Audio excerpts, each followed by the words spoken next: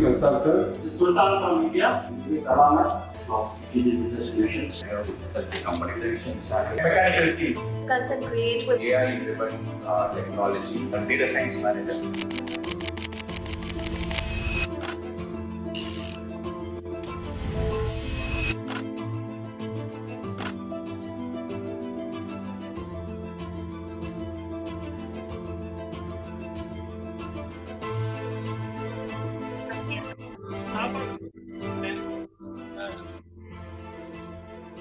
Wonderful to have you all here. This is Mohammad Siraj with you as an MC, Master of Ceremony for today's program. And I welcome you all. We will start. Sibec International Life Empowerment Award 2026.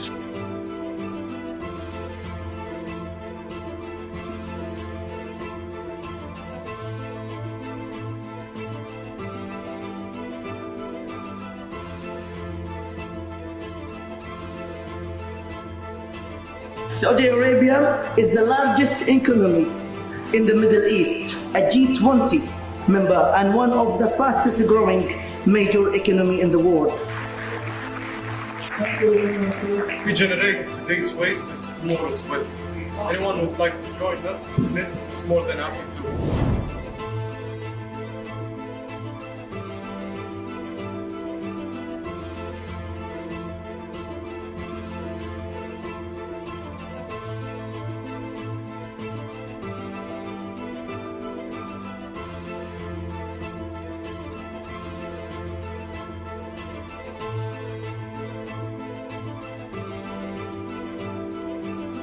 Next award is going to be for Mr. Hamad.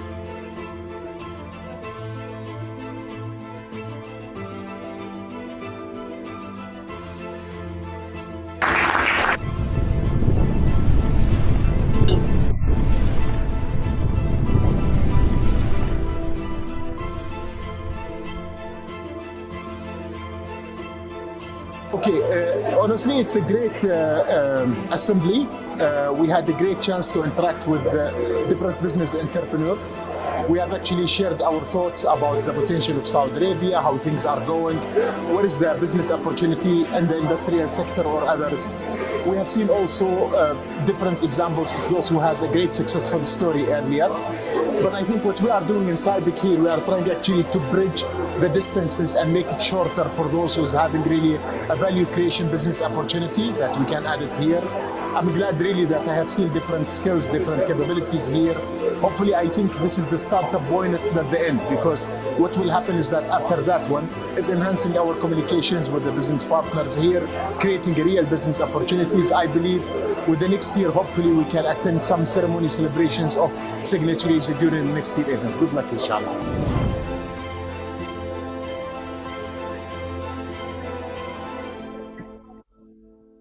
eight double cars.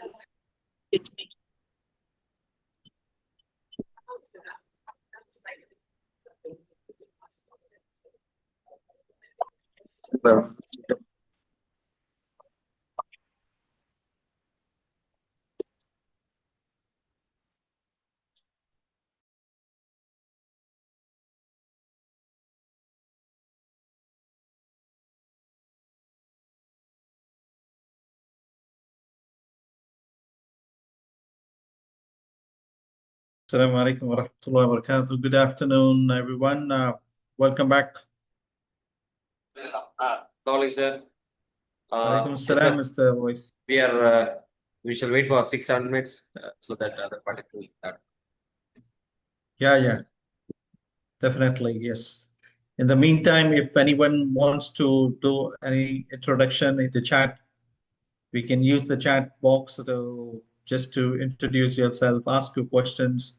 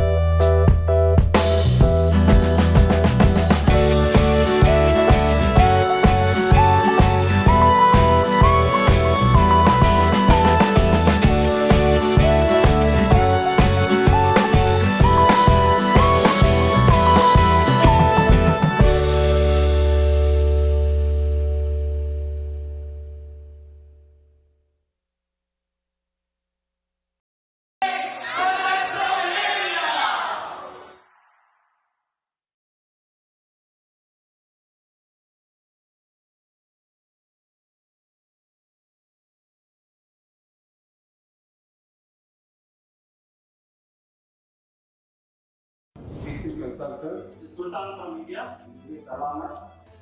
Digital Business Solutions. Mechanical seals. Content create with AI-driven technology and data science manager.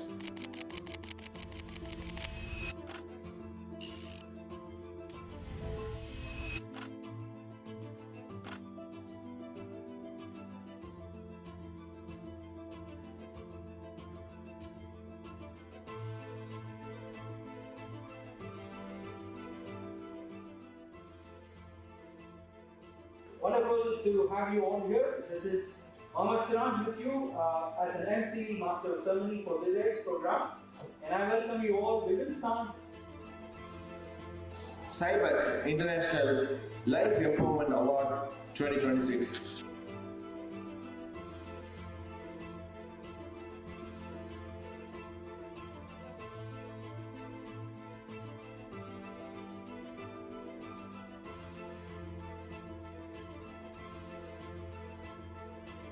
Saudi Arabia is the largest economy in the Middle East, a G20 member and one of the fastest growing major economy in the world. We generate today's waste into tomorrow's wealth. Anyone who would like to join us, it's more than happy to.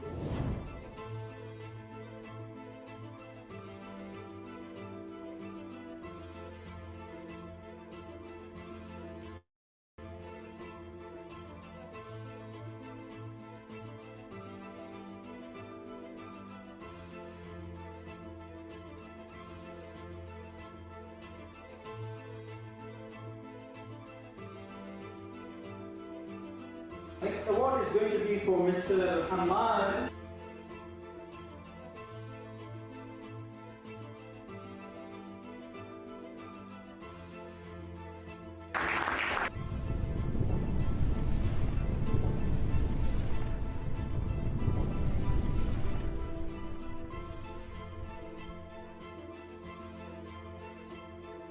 Okay, honestly, it's a great assembly. We had a great chance to interact with different business entrepreneurs. We have actually shared our thoughts about the potential of Saudi Arabia, how things are going, what is the business opportunity in the industrial sector or others. We have seen also different examples of those who has a great successful story earlier. But I think what we are doing in Sibec here, we are trying actually to bridge the distances and make it shorter for those who's having really a value creation business opportunity that we can add it here. I'm glad really that I have seen different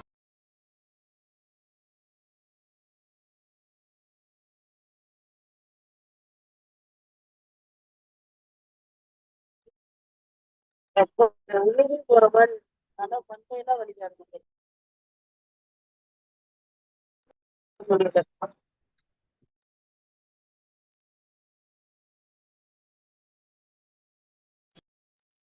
Yes, Siraj sir, we shall begin.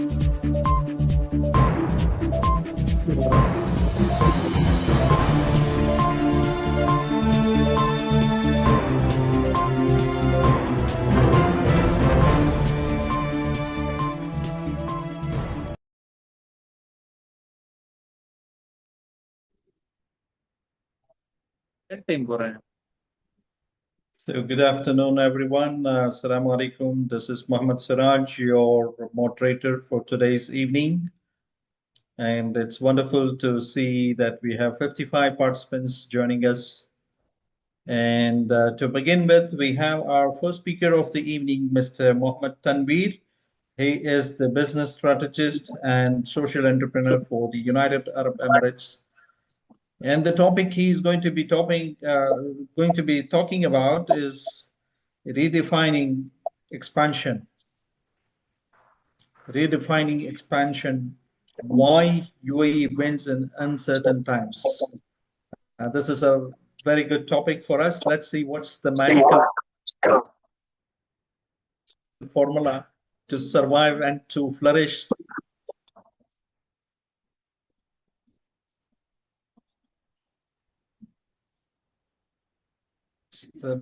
Tanvir?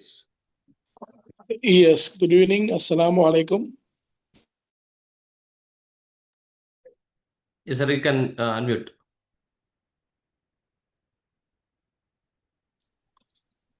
Am I audible?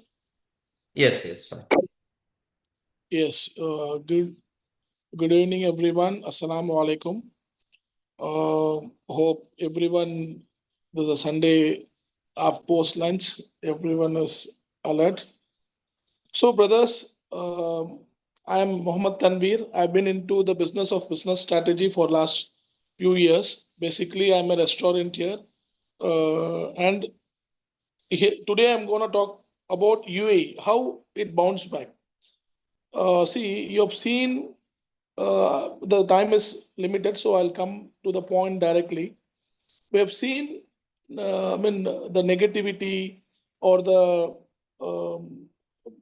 what do you say? Like we have UAE has seen many uh, hurdles, like the COVID one, the earlier the recession, and now the geopolitical one. So UAE government and the UAE is set in a way that nothing makes more effective to them.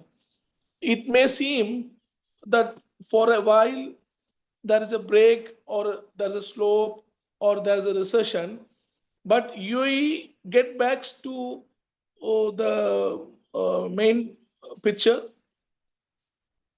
soon than you can think. It's only one mantra they have, they plan ahead. Anything, they think ahead. So this applies to the businesses also. So they have the war, they plan for the next 1 year, 2 year, 3 year, the next 10 years.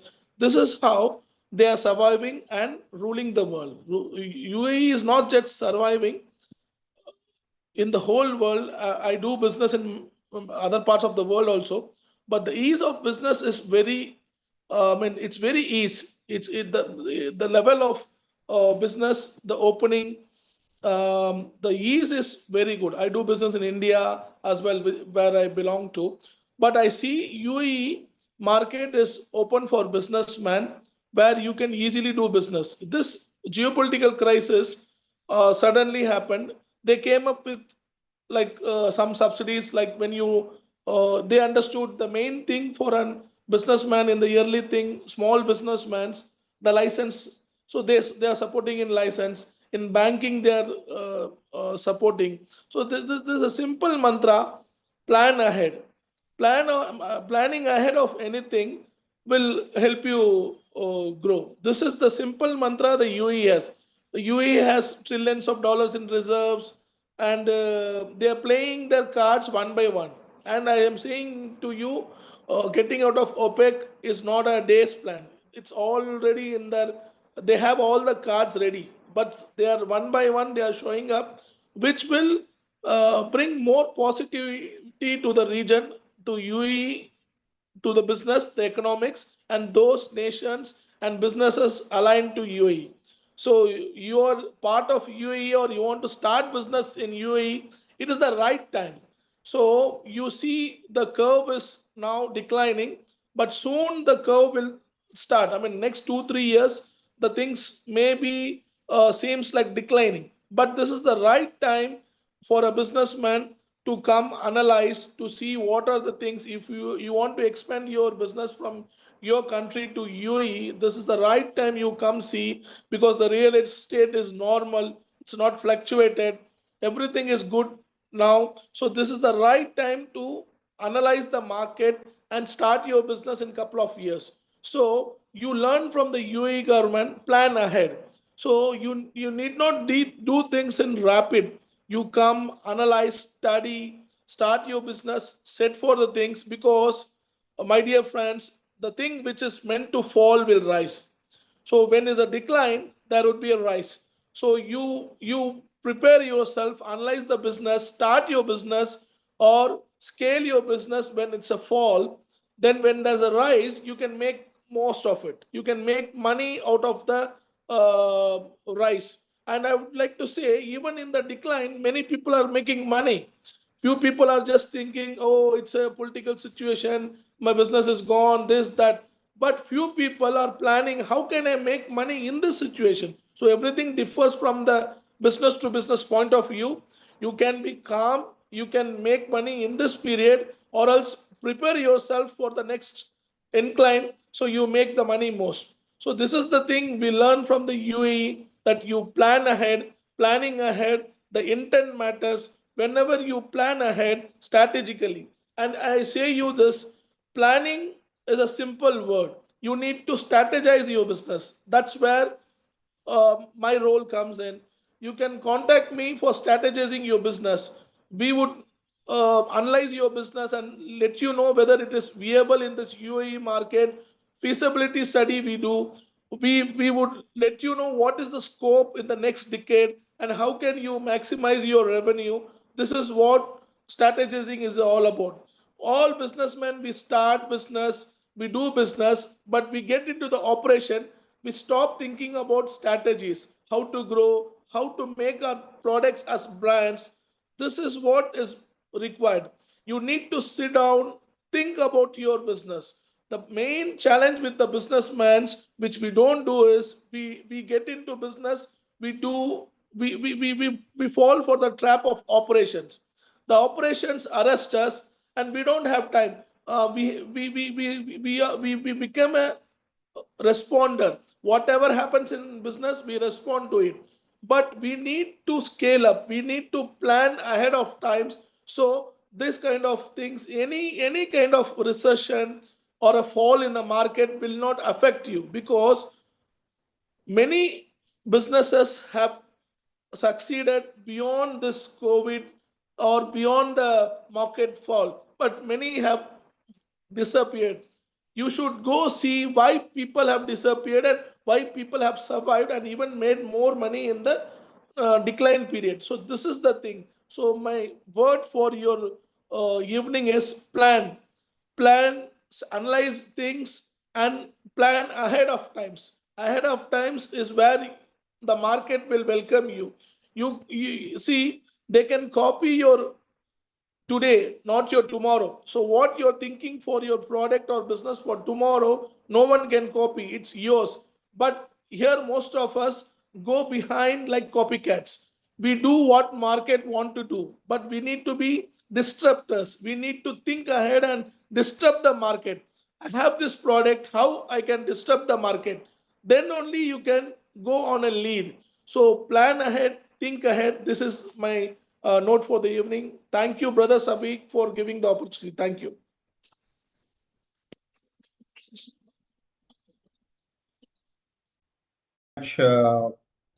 Brother Tanveer, you made it very simple, and you mentioned about the strategies on it is not about getting worried about the situations, but rather plan ahead and then move forward. So thank you very much for your insight on this, and definitely this is definitely coming out because of your experience. So any more questions from Brother Tanveer before we move to the next speaker? Any questions? Yes, Dr. Bhaskaran.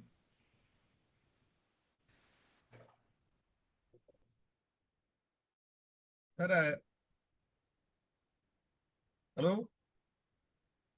You Hello, can sir? unmute Dr. Bhaskaran. Yes, sir. Sir, I am Dr. Bhaskaran, Joint Director from Industries Department. Sir, I want to participate in JITEX. So, whether you have any link with this conference is having link with the JITEX, if I JITEX exhibition, sir, December 6 to 8. I'll share my number and okay. I can connect you people, and one brother is Mukhtar is coming on this event also. He is also connected very well. You can have my number.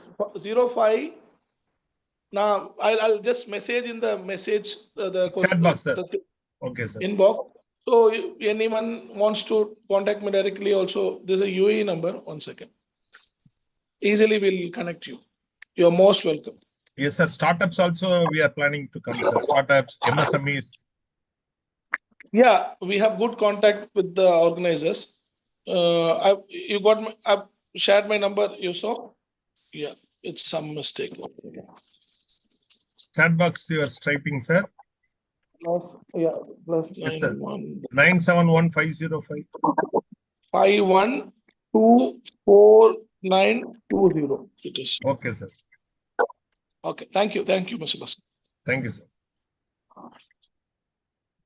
Sir, some plus minus and all coming.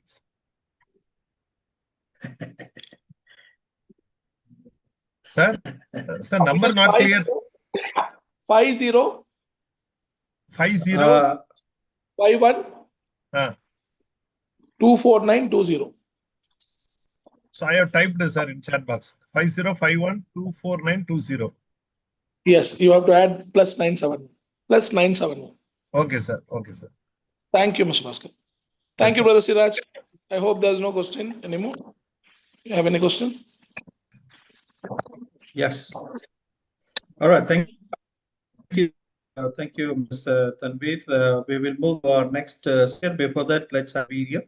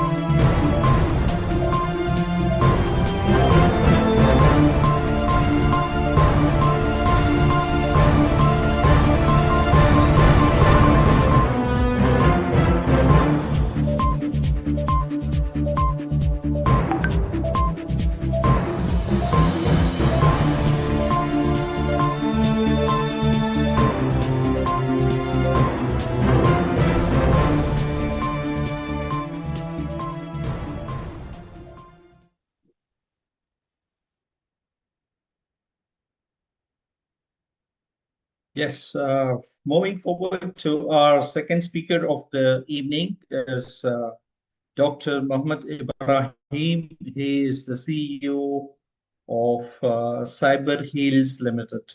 And the topic is how to protect your business from cyber attacks. How to protect your business from cyber attacks. So let's hear from Dr. Mohammed Ibrahim. Welcome, Doctor.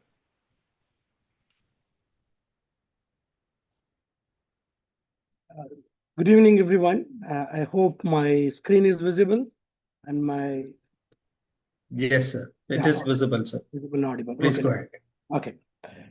It's really a great honor to talk about how to protect your businesses from cyber attack in front of visionaries who are building businesses, driving economies, and shaping the future.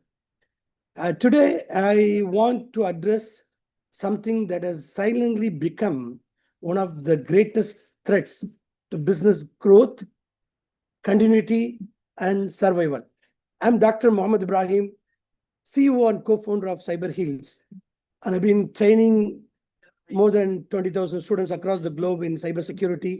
Also, our company is in 5 different countries doing consultations, business opportunities for governments, oil companies, and fintech, health tech, all of them. So here I would like to share some of my experience with you. When I said the threat is not, something which we are thinking like about, it's about inflation, or you're thinking about business competition or market volatility. But actually the silent threat killer is cyber attacks.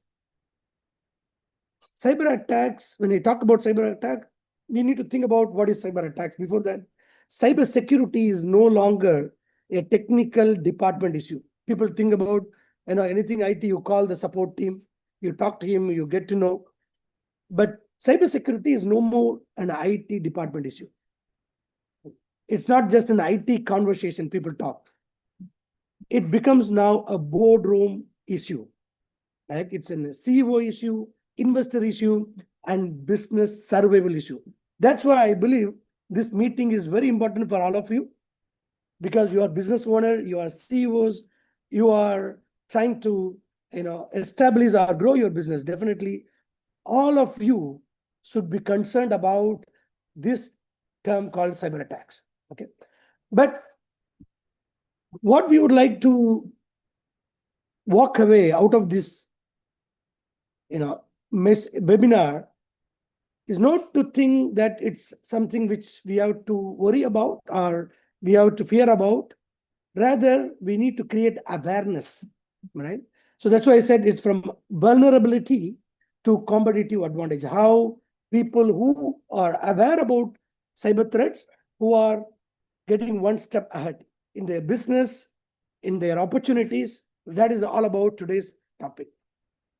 So what I'm going to cover is the evolving threats, and also especially something which we are doing it from UAE, why UAE becoming a prime target for such attack, and geopolitics and cross-border cyber risk and common attack vectors everyone must know, and also how we can turn cyber security not something we fear, rather as a business enabler, be it retail, be it we are doing health, hospital management, transport, governments, retail industry, travel industry, anything, you name it. How you can keep cybersecurity as a business enabler. And finally, some of the practical framework and some insights which you can think about. So what is the evolving threats as we are facing today? As I said, it's not an IT problem, it is a boardroom issue, right? So we're talking about global cyber crime that cost in 2024, not almost 2 years back. It's about 9.5 trillion. We are talking about $1 trillion economy, $2 trillion economy. But cyber crime is, you can consider the world second or third largest economy, because people are making money out of this cyber crime. So it costs $9.5 trillion. And every 39 seconds, a new cyber attack worldwide. 72 hours is something where it even takes time to detect something happened, but even to realize that, yeah, somebody has stolen my data, or my system is attacked, it takes average 32 hours. We're talking about approximately 3 days, right? So on 68% of breaches involve malicious human element. It's not like you have softwares, rather non-malicious human element is involved in that.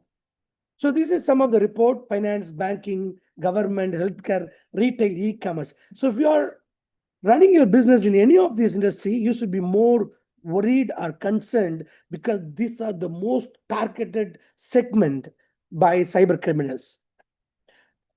So why UAE? We know that UAE is the most $8.8 trillion economy, 100 plus free zones, 40 million daily digital transaction happens across UAE, and also it's largest, becoming a top 10 global digital economy.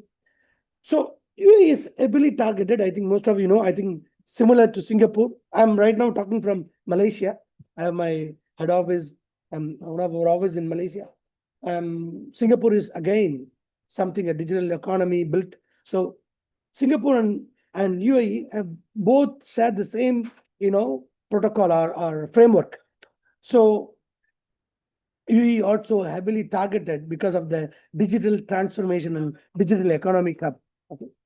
And we can also talk about geopolitics right now, what is happening, state-sponsored attacks, data sovereignty risk, supply chain weaponization, because it's not just you, the software you use, the vendor you deal with.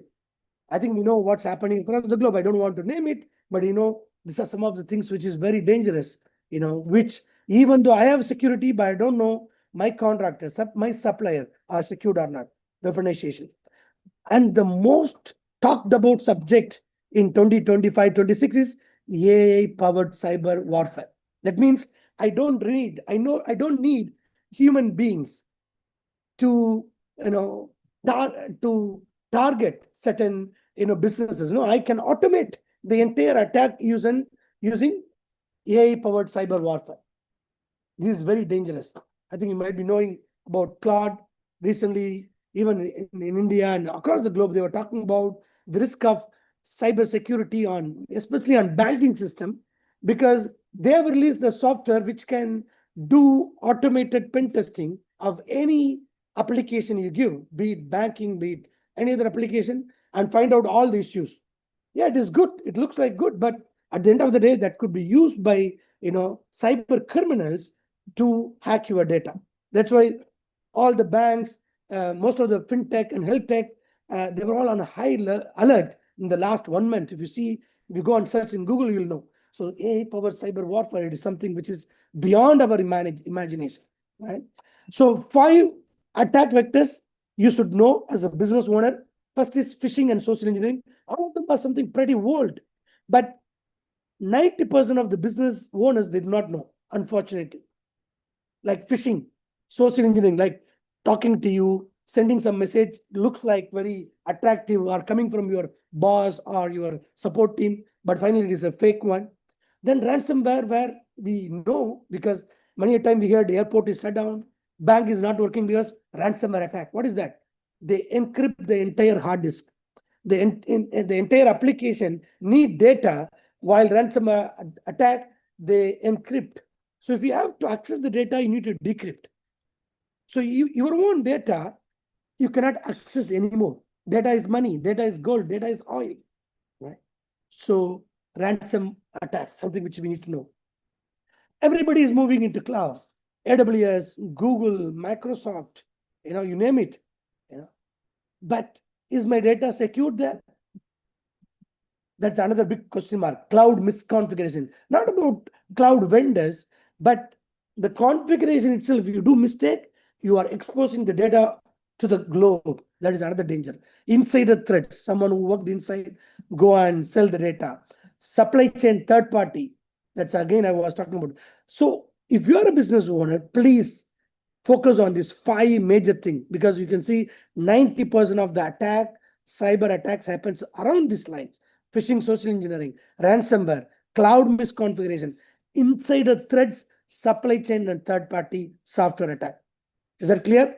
I think you should note down. I would highly recommend all of you to type these 5 in the chat box. Yeah, because at least you walk away with these 5 major problem any business owner might face. Okay. So the real cost of cyber scam, it's not about previously. You can say that it may take years, but now within 1 to 24 hours, operational paralysis, the airport shut down, banks closes, your telecom operators could not attend any calls. So that's a challenge we are facing, operational paralysis. Then data and legal exposure. Your data is available with somebody else. Your customer data, your secure data, your patient's data in the hospital. If it's a fintech, your credit card, debit card. Then more than that, reputational damage. Once your name is in the market, okay, this so-and-so airline is attacked, so-and-so bank is attacked, then the customer trust will be reduced. Your investor will back off. Your share market will tumble down. So reputational damage. And long-term recovery, 3 to 12 months it takes to recover. So this is the real cost of a cyber breach. It's not like your application failure, you can recover from backup, or maybe network is down, your server is down. That's not something which is manageable. But cyber breach is beyond our imagination. So please focus on that, and it is very important to understand. So what we are trying to do or educate through this program is start reactive and start being resilient. I'm not even telling proactive. I'm saying resilient. Cybersecurity is not a cost center. It is a business enabler. You can't say that how much I have to spend, why budget is required for this software, cybersecurity engineer, cybersecurity software. You cannot put a cost, because if you do not empower your business is closed. You saw that, the cost for cyber breach. So it's a business enabler. Think in a different perspective. Okay. From reactive state, make it as a proactive. So fix to prevent first. Lost client trust to win enterprise contracts. Am I right? Regulations. Use compliance as a market enabler. If you have ISO 27001, NIST, NISA, PDPL, DPDP, all these certificates of compliance will give you trust and confidence from your clients to do business with you, because they know that you have been thoroughly audited and fixed all your vulnerabilities before you enable client access. Yeah, so that is very important. And also, don't make it as a department wise, make it as a board level strategy, right?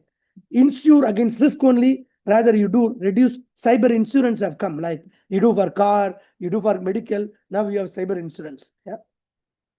So also we need to think differently. I said AI they are using for cyber warfare, but how I can use AI as a defender? It's like a two-edged sword. Am I right? So if somebody is saying that I can attack you, I can also use AI to defend my business. So anomaly detection, automated threat endings, AI-powered identity verification, predictive vulnerability testing, 24/7 SOC monitoring using AI. All these things are something which is you can use AI to defend against attacks. Something which I want to take it as an opportunity, not as a threat, as an opportunity. Yeah. So what are the three main pillars? We have a few more slides. I'll finish in another 5 minutes. Three pillars. One is identify who is accessing your data. It could be your manager, your boss, your employees. Make sure the right person is accessing. Then protect the data with zero trust architecture. What do you mean by zero trust architecture? This is something which is a buzzword in cybersecurity. I don't trust anyone unless he proves I am the right person to access. Be it CEO, be it manager, be it IT head, no matter who is, he has to carry his identity card always. Yeah. Enable multi-factor authentication. Enable endpoint detection response.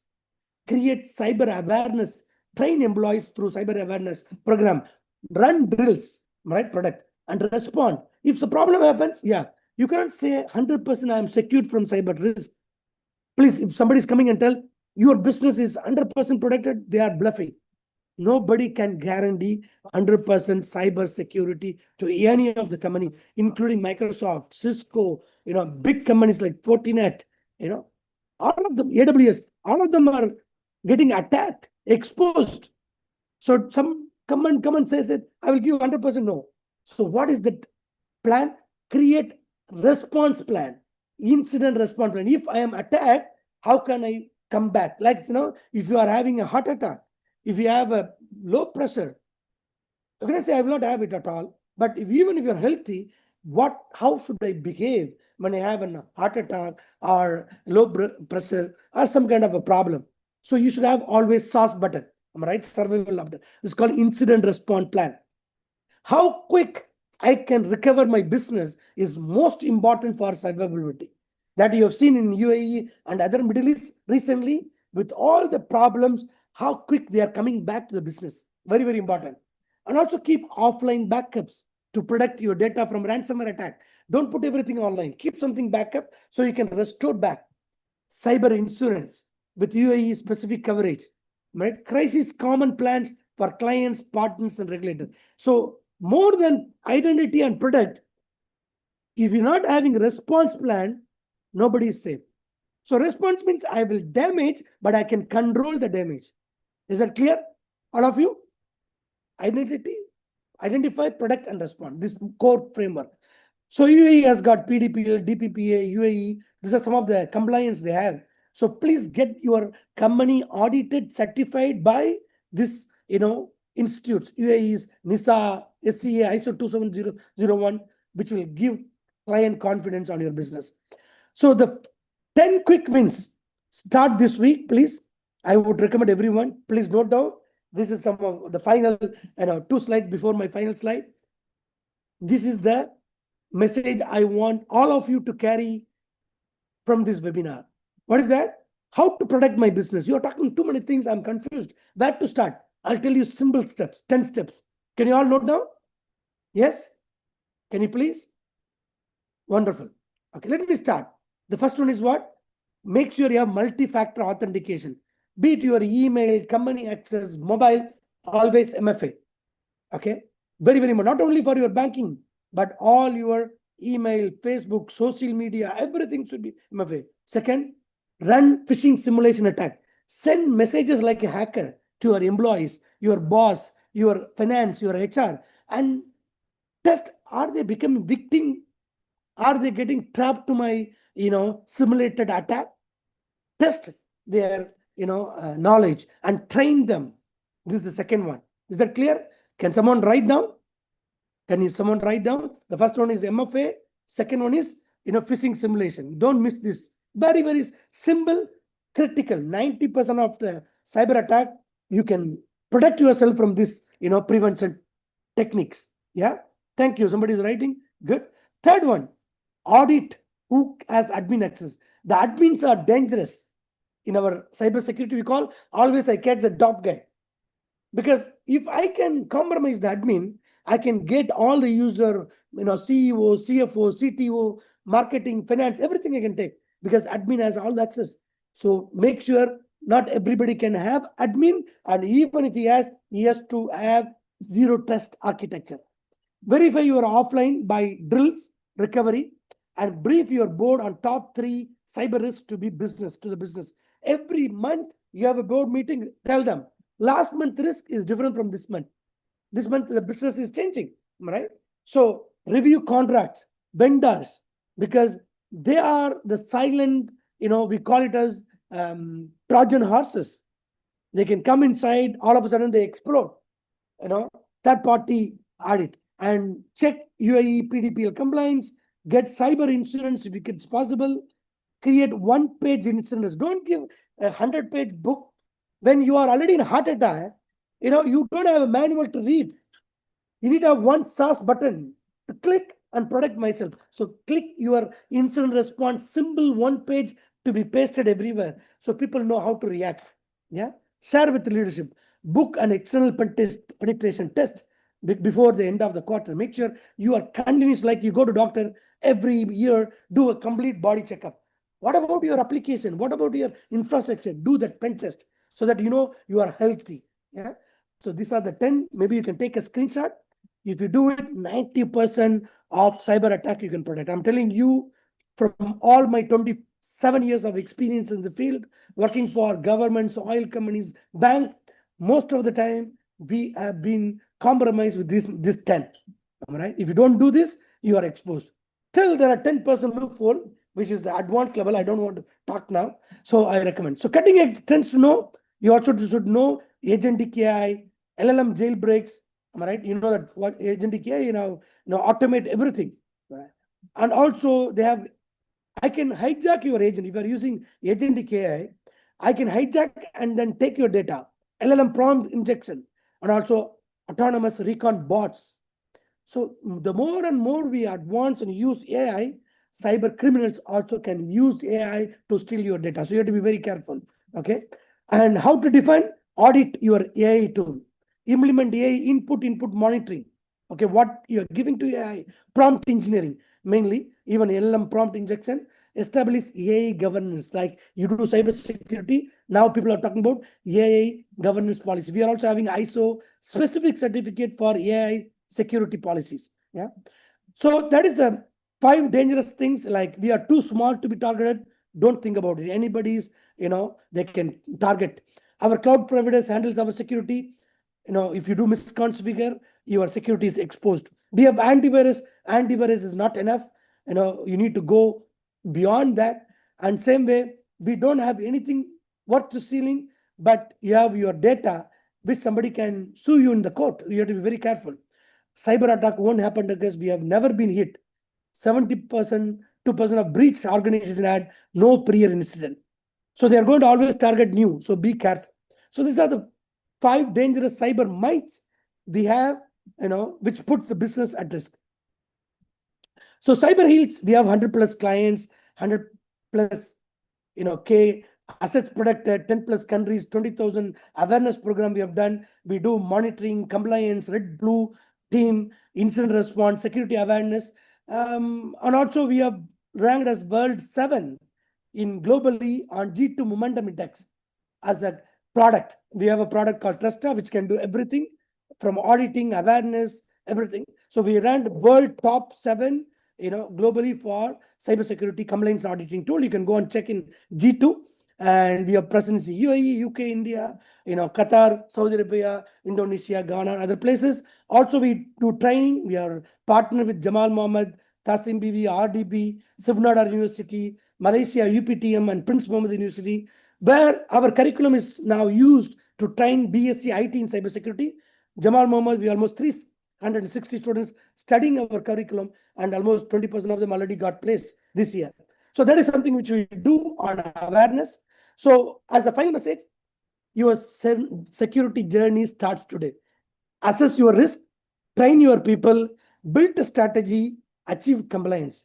With that, I would like to thank each and every one of you who have been more patient enough to attend this webinar. I hope this is beneficial. If you have anything, please take my contact number and you can reach to me in LinkedIn, and I'm more than happy to support and give any insight required for how to protect your business. Thank you very much. Dr. Jamal, thank you very much. It is mind-blowing. I can't digest what you have said. It is amazing that so much of technical at the same. You also have the fear. What's happening? Are we living in this world for what? Anybody can attack anyone. So amazing, and the vast experience you have shared, and the amount of training with the universities. Thank you very much for sharing all this. And definitely we have questions. Again, we have Dr. Bhaskar and Bhaskar sir. Dr. Bhaskar, you can please ask your question.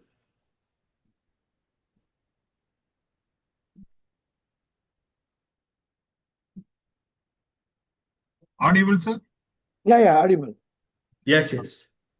Sir, you said insurance, no? So we have MSMEs and startups. So which is best, sir, in insurance? Regarding insurance in cybersecurity? No. Each country has cyber insurance. That's why I said UAE. You have a UAE-based cyber insurance. Insurance is not global. You need to select based on your business, geography, and type of exposure. They will also do audit. So I recommend you contact the local cyber insurance companies in your country. If you are in India, contact India, in a UAE, Saudi, because the policy varies. Like you do health insurance, it varies country to country. I can recommend some of them. Maybe you can in touch with me. I'll share my number, WhatsApp number. Okay. Thank you, sir. Yeah, thank you. I shared in the chat box. You can always be in touch. Thank you. In fact, we create a lot of awareness about cybersecurity. That is the only way we can avoid common people getting attacked. Right? It's not about tools. It's more of education. That's why we are into education. We also do program for children and especially girls on cyber hero and heroine program, how to protect them from cyber bullying and social attacks. Yeah. So some of the things is really interesting. Definitely we can share more information from our website, as we work with the Indian government on creating cyber awareness program into universities. We are the very preferred partner for Indian government for cybersecurity awareness programs. Thank you, sir. Okay. Any other questions, or I can? Yeah. Any other questions? Dr. Mohammed, I also wanted to ask you, like you said, you also have an office in Saudi Arabia. So are you having your office, or it is just representation of someone? Representation. Our office in Chennai, Dubai, and Malaysia, UK, and US. Okay. Okay. Right. We'll Thank you very much. Thank you. Thank you, sir.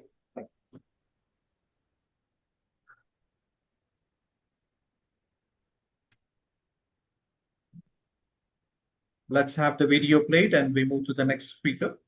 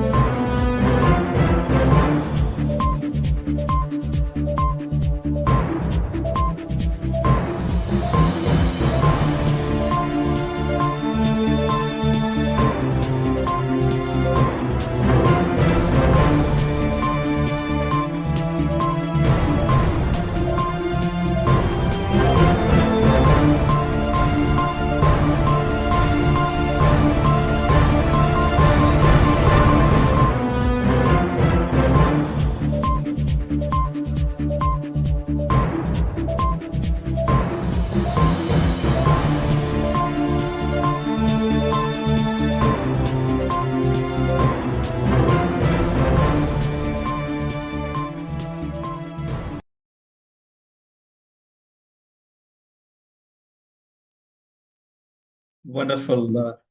Hope you're all enjoying this program. How is it going? If you can give us some reactions, how is it?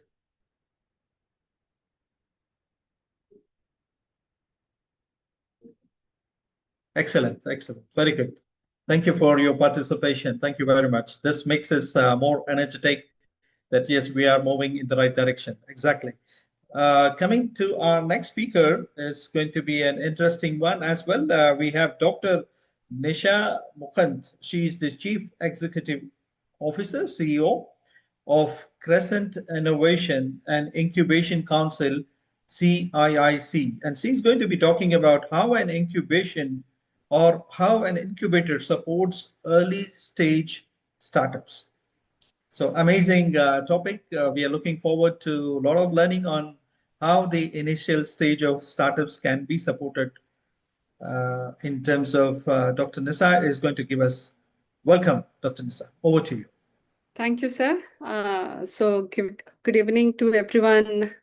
And it's a pleasure to be a part of this great event. I know, I mean, maybe during the COVID time, there was a huge, we could say that there was an online program and people were getting fatigued. But in spite of that, Saipa bringing it up and bringing everyone together. So applaud to the entire team doing a wonderful show over here.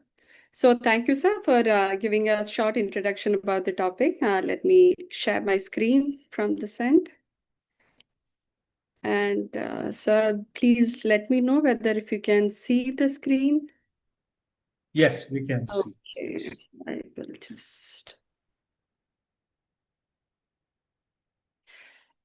So for the interest of the bandwidth, I'm just closing my video, but of course, towards our Q&A session, I'll come back.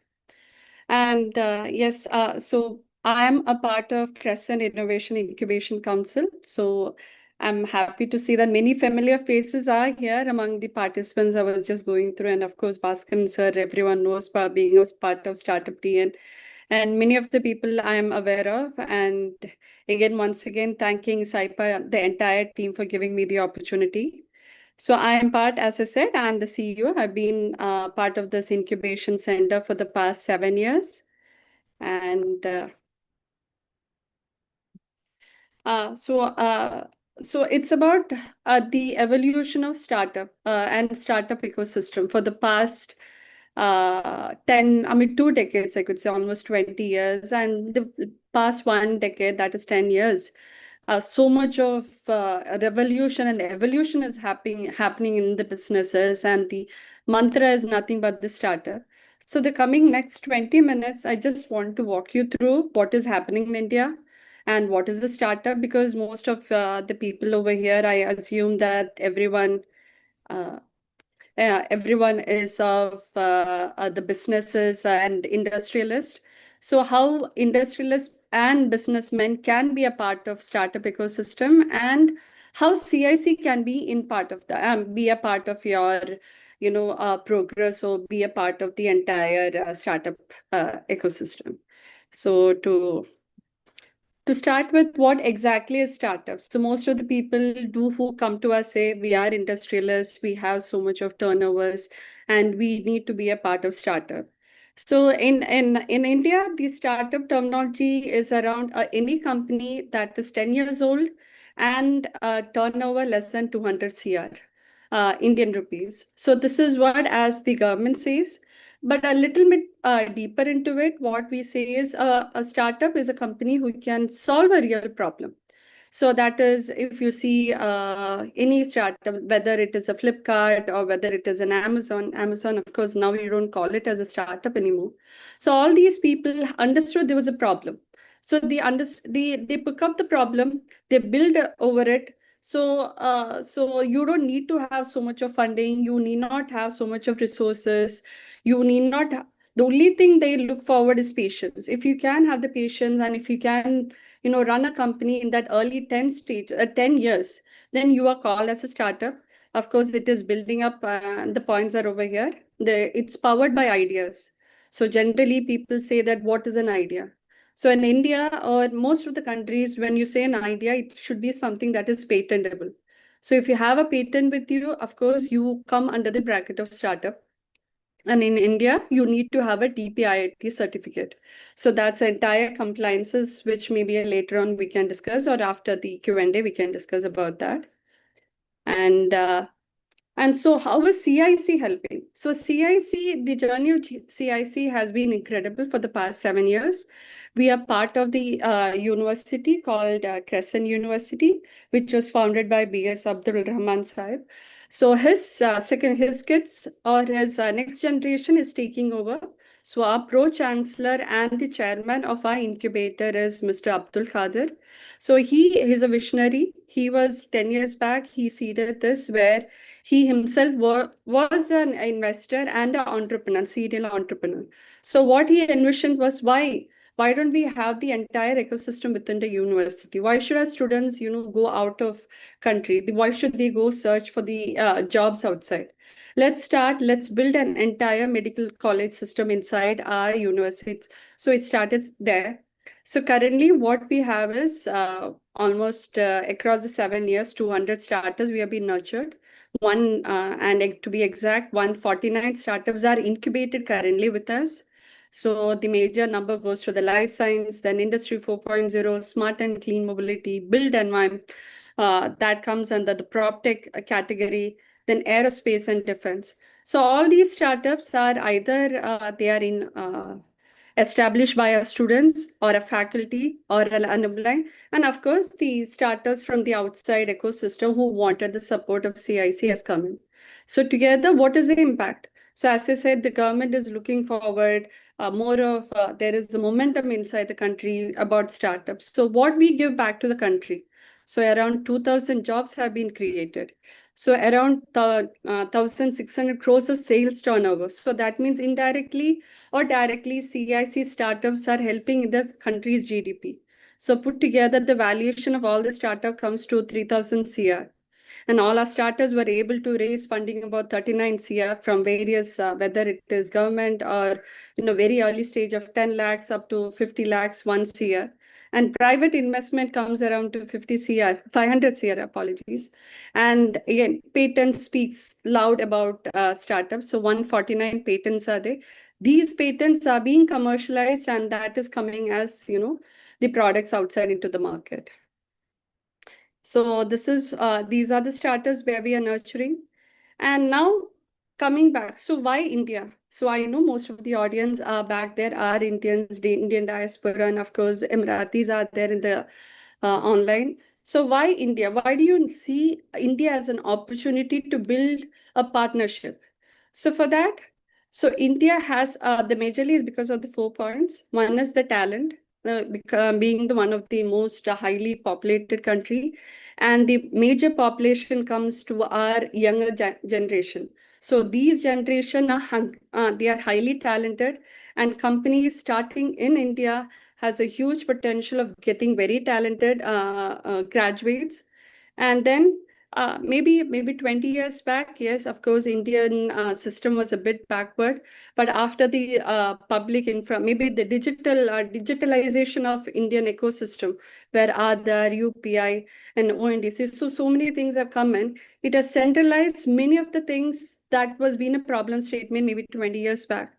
For instance, when you want to go out, whether you want to purchase a land, you had to go to different ministries, different offices. Now there's a single window system.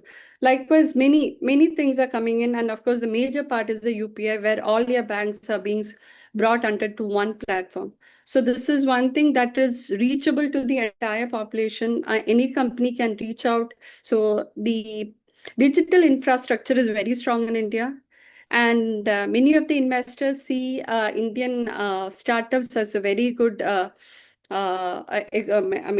base to invest into it. So there are investors that were foreign are coming and seeking, and of course we are able to, maybe the past 7 years, I could say around 10 to 15 foreign investors have come to CIC to meet only our startups and to see what kind of collaborations can be done.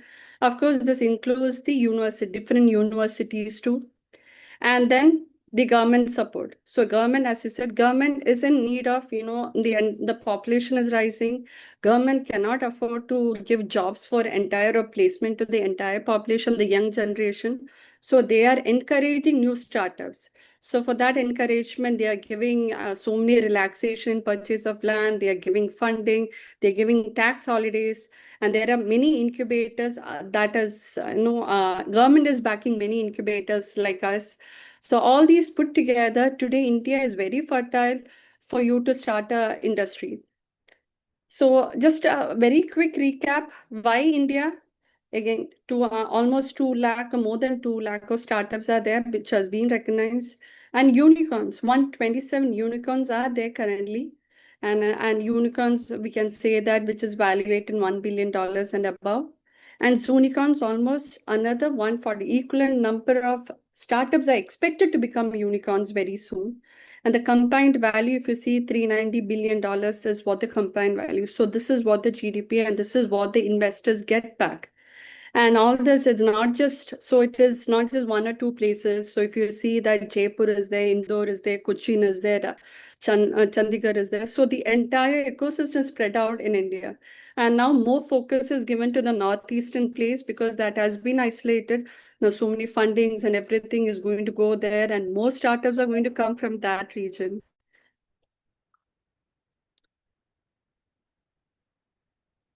And how the unicorn herd has been growing. So if you see that the earliest to 2018, it is just 18 and 20s, and then there's a huge rush from 2022 onwards. So 100 after 100, India never could keep a track of the unicorns that was happening. I mean, that was mushrooming out. And so where is the next wave? So where is the entire ecosystem is being focused? So AI and deep tech, that is a huge competition, nothing to be told. Fintech. So if you know that Paytm and likewise many companies are evolved from India, and 39 unicorns are coming out of fintech. Then defense and aerospace, climate and mobility. So these are the major focus that today India is looking into. India has dire need of these kind of startups, either in the investment or either in the talent pool, or whichever way you name it. And there are other sectors also which I've which is mentioned the other part, where edtech is there. Many edtech companies are coming out, where in the examination papers, whether it is sitting the question, everything is being digitalized over here. And coming years, manufacturing is going to be a huge lookout of Indian market, where when you know the semiconductors are there, that we are depending on other countries over here. So if startups are there coming down just to do the manufacturing, yes, government is there to back you up. So how CIC work with all these government? So today, almost 10 union ministries and Tamil Nadu government is supporting us. We were able to raise 52 CR from all these ministries. Now, how did we do that? So how is the money being routed out? So the 50% is for infrastructure building. So a startup just needs to walk into CIC. He can just start building his idea. The other 50% is investing into him. So whether it is starting from 1 lakh to up to 1 CR. So we have different schemes. These are the various schemes. And of course, students who have an idea and he wants to become a startup, even he can apply to. So the only mandate is, as I said before, he has to have a DPIT certificate and he has to be incorporated and he has to be within the period of 10 years. So these are the schemes, and we are very proud to say that after IIT Madras, then CIC, Crescent Innovation Incubation Center, comes second in Tamil Nadu, and we stand fifth in the entire Startup India ecosystem. There was a competition last year where we all participated. Out of 25, we came in the top 5. So it's a proud moment for entire Tamil Nadu, and of course, the people, the stakeholders working very closely with us. So why incubator, as I started with? So the best example is always CIC. We started very small. As I said, it was a vision of our chairman, Abdul Qadir sir. Here, we built our first Section 8 in the year 1, in 2018. And then our first funding was from BIRAC, which is related to life sciences. So our early stage startups, if you see that, if you saw the chart also, a major percentage, around 60, is into the life sciences. Then gradually we started getting other ministerial fundings, and then as we got, and the very latest was the Defense Ministry's recognition. And then, of course, we were able to work very closely with the Niti Aayog. But Niti Aayog is nothing but, everyone knows, it is coming under the PM office. So through them also, we were able to bank the prestigious AIC funding. So that is, AIC is today our second incubator. So AIC is exclusively for smart and clean mobility. So anything you say electric, green, it comes into that category. And then it was a huge journey where we crossed 100 startups and different industries came into, and the metrics that I said before. So today we are nurturing 200 startups. And thanks to all the stakeholders, and Saipa has also been a major, one of our major stakeholders, giving us pipelines, nurturing those startups from there. And this is the infra. I said 50% is built for the infrastructure. So in Mandalore campus, where the university is, there is around 3 blocks are there. One exclusive for life sciences, one for smart and clean mobility, and other for IoT and AI related. Then we have a branch in Madurai. So in Madurai is more focused to livelihood. So that means, so the problem statement over there was like the kids of the farmers, fishermen. So they are educated, but they want to carry on their family legacy. So how to do that? So this Madurai branch teaches them value addition. So from mushroom, how to make a mushroom soup, or from fish to extract the protein. So all those are value addition. So this is like the parental or the family business still being carried on. So that is where Madurai is about. And Bangalore, of course, everyone knows, is the investment hub. And we have another office in the heart of the city, that is city center branch. So this is like any startups who want just a co-working space, we provide that. Now, this is the metrics. So these are, as I said before, so these are, I'll not repeat it, but we are proud to say that this is one achievement of CIC across the 7 years. So what do we provide? So when a startup or a founder comes to us, these are the major 6 things or 6 components they look from my incubator. It need not be CIC, but any incubator, whether there's a funding source, whether there's an infrastructure for them, whether it can be office space or a lab access, whether they're mentors, how do you help them scale up, and whether there's an IP office over there, and of course, branding and marketing. So these are a couple of things when our startup look forward. And as CIC, this is what we provide. We say 5M as a mantra. So first M is money. So whether it's a pre-seed funding, seed funding, investment, CSR funding, and of course, we started now doing debt funding through major IOB. So recently around 60 CR we were able to raise for 4 of our startups, cumulative amount. So debt funding also we help, we don't help, we help them facilitate to our bankers. Then mentors, of course, people from various industries, and our major strength is our university, the academic strength, and marketing. National wise, because we have access to all the other incubators and other networks within the country, and international wise, we have a soft launch, or because of Crescent Group has office in UAE, and our alumni and team is also, I feel, they are here too. So there is a huge, great access for us to UAE, Middle East market, and of course the MENA market. Now lately we are trying to gain support through the Europe, then US, then this side Malaysia. So various parts of the globe we are trying to give access for our startups. And machinery is nothing but you have your idea. You can't invest into it, because when you say a life science lab, one equipment itself may cost you 1 CR. So this is a centralized facility, whether it is for life science, industry 4.0, Makers Lab is nothing but a prototype where we have the CNC machine, we have the 3D printers of various kinds. So everything is there. More value added, IPR services. We help you in patent. We have registered patent officer with us. So if she does it for you, there won't be any fee for you till your filing process. If you go to a non-registered patent office, yes, there is a fee attached to it. So those kinds of, and financial, we have outsourced finance officers. So many startups do not have the strength to keep a CFO. or CMO. So those things. So the budget of theirs is becoming very lean because of an intervention of an incubator. And these are, so once your early stage has been graduated, or when you progress to the more progressive or mushrooming to the next scaling up, then we have the investors. So these are just the last year investors, or last year we had a demo day where all the investors and all our startups come together and present. And this year, even more investors are coming into our network. So they also, most of them, one way or another, one of these investors have invested into our startups.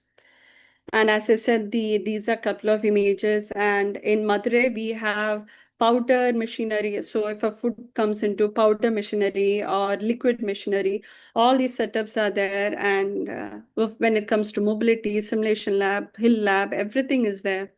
So Makers Lab, as I said. So all these are, so government had funded us, and of course, more than government, equal amount of university support is there. I have to say that, because without the management support, we would not have reached over here. So the entire space, so I have to thank to our Crescent management, who has been a part and parcel in building up this facility CIC, and likewise building up the entire ecosystem within the Vandalur and spreading the arms to other. And I said international, how do we help in international marketing? Just one of the two best examples. So Denwick is into IoT for poultry farming. So they are IoT related company. So the early stage seed fund was given by CIHub, and then they were taken to Dubai for manufacturing. And there they were able to raise small funding. And today now they are extending into European market. So Rapti is another OEM company. If you see the other bike, so they just came to us just with a chassis diagram, nothing else. It was just purely a diagram. At that stage, we invested 35 lakhs onto them. And today they are highly valuated. One of our flagship startup, I could say, about 720 CR. So they have started selling those bikes into the market, and Dubai market, reaching out to Dubai market. Of course, a Crescent family is supporting. So these are a couple of interesting startup case stories I wanted to share. Now coming back, so why UAE?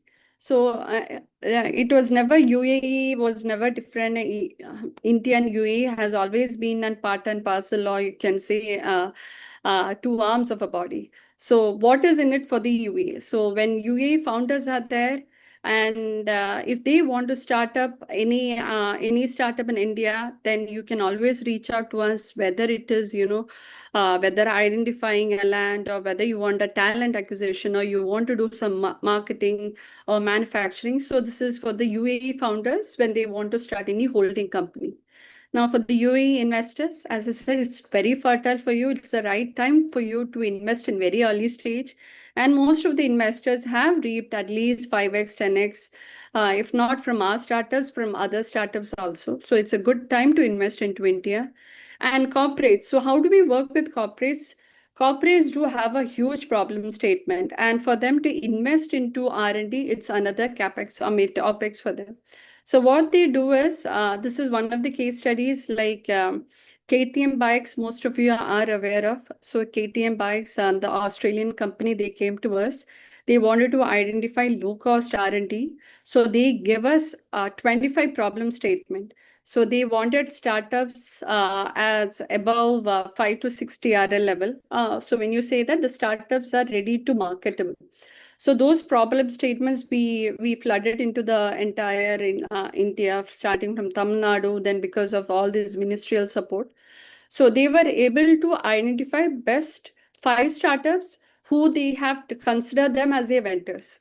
So these kind of collaborations, so you are able to get a low cost R&D at the same time a startup is getting, international client also. There's a win-win marriage or win-win situation happening over there. So these are the various kinds of collaborations that we can do with the UAE. And of course, UAE is a huge Indian diaspora is there. So any people who wishes to come back and restart your life in India also, there is CIC for you. As I said, from your early stage, starting from 10 lakhs to 1 year, various fundings are there, various mentors are there, various platforms are there.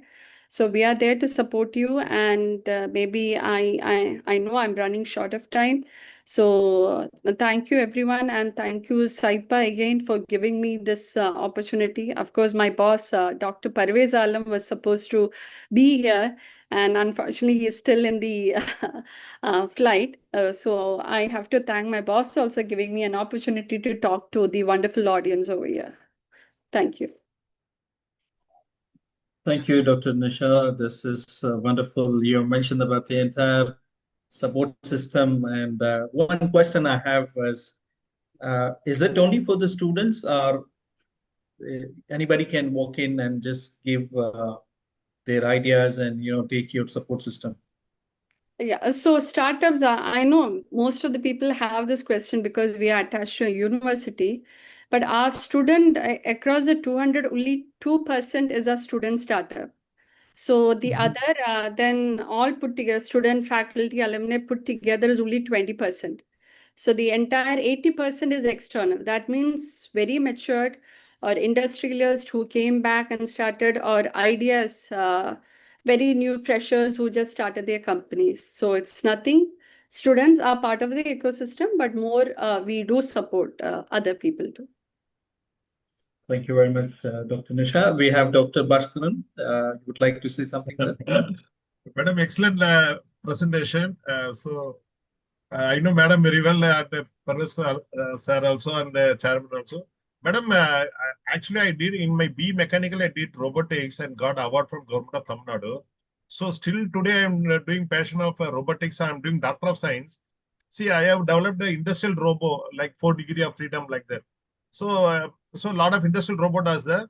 So one area I want to develop low cost robo for automobile industry in Tirumudivakam and this area, Ambattur.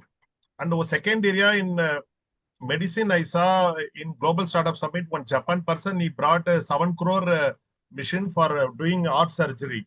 So with the help of needles, he can do, not to do fracture in the heart. So that and all, I think within a crore we can do. It's around 7 crore. I am having an idea that. So your crescent incubation will help me. Since I am from government, I can do research and get patent. Sir, you got muted. You can Yeah, unmute, sir. Yeah, anyway, I got sir's idea. So you were saying that you have concepts related to robotics and how that can be commercialized. So definitely, sir. So as I said, we have a patent office, and that is also a technology transfer office. So if you have your idea, we are happy to do a technology transfer if there is an industry to buy out your patent, or else we are happy to attach you with students who's interested to, be with. And again, it's a passion of you. If eventually you want to come out to the government service and become a entrepreneur also, we are there to support you. So I need not give more briefing because you are from Startup TN and EDI. You know how the entire Tamil Nadu is working well over here. So happy to support you in any way, sir. Thank you very much, Dr. Nisha. This was wonderful, and it is always a pleasure to have you during our next sessions, inshallah. Thank you very much. Thank you so much, sir. Thank you so very much. أراد الله بقوم سوءا فلا مرد له وما لهم من دونه من وال هو الذي يريكم البرق خوفا وطمعا وينشئ السحاب الثقال ويسبح الرعد بحمده والملائكة من خيفته ويرسل الصواعق فيصيب بها من يشاء وهم يجادلون في الله وهو شديد المحال له دعوة الحق والذين يدعون من دونه لا يستجيبون لهم بشيء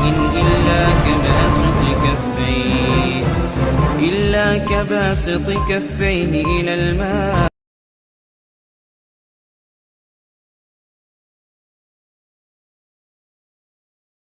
Apology for this. There was some mix-up of the audio. My apology. Let's move out to the Yes, next sir. speaker. Actually, it was browser was in on. Automatically, the sound got detected. All right. Technical issues, it's fine. Right.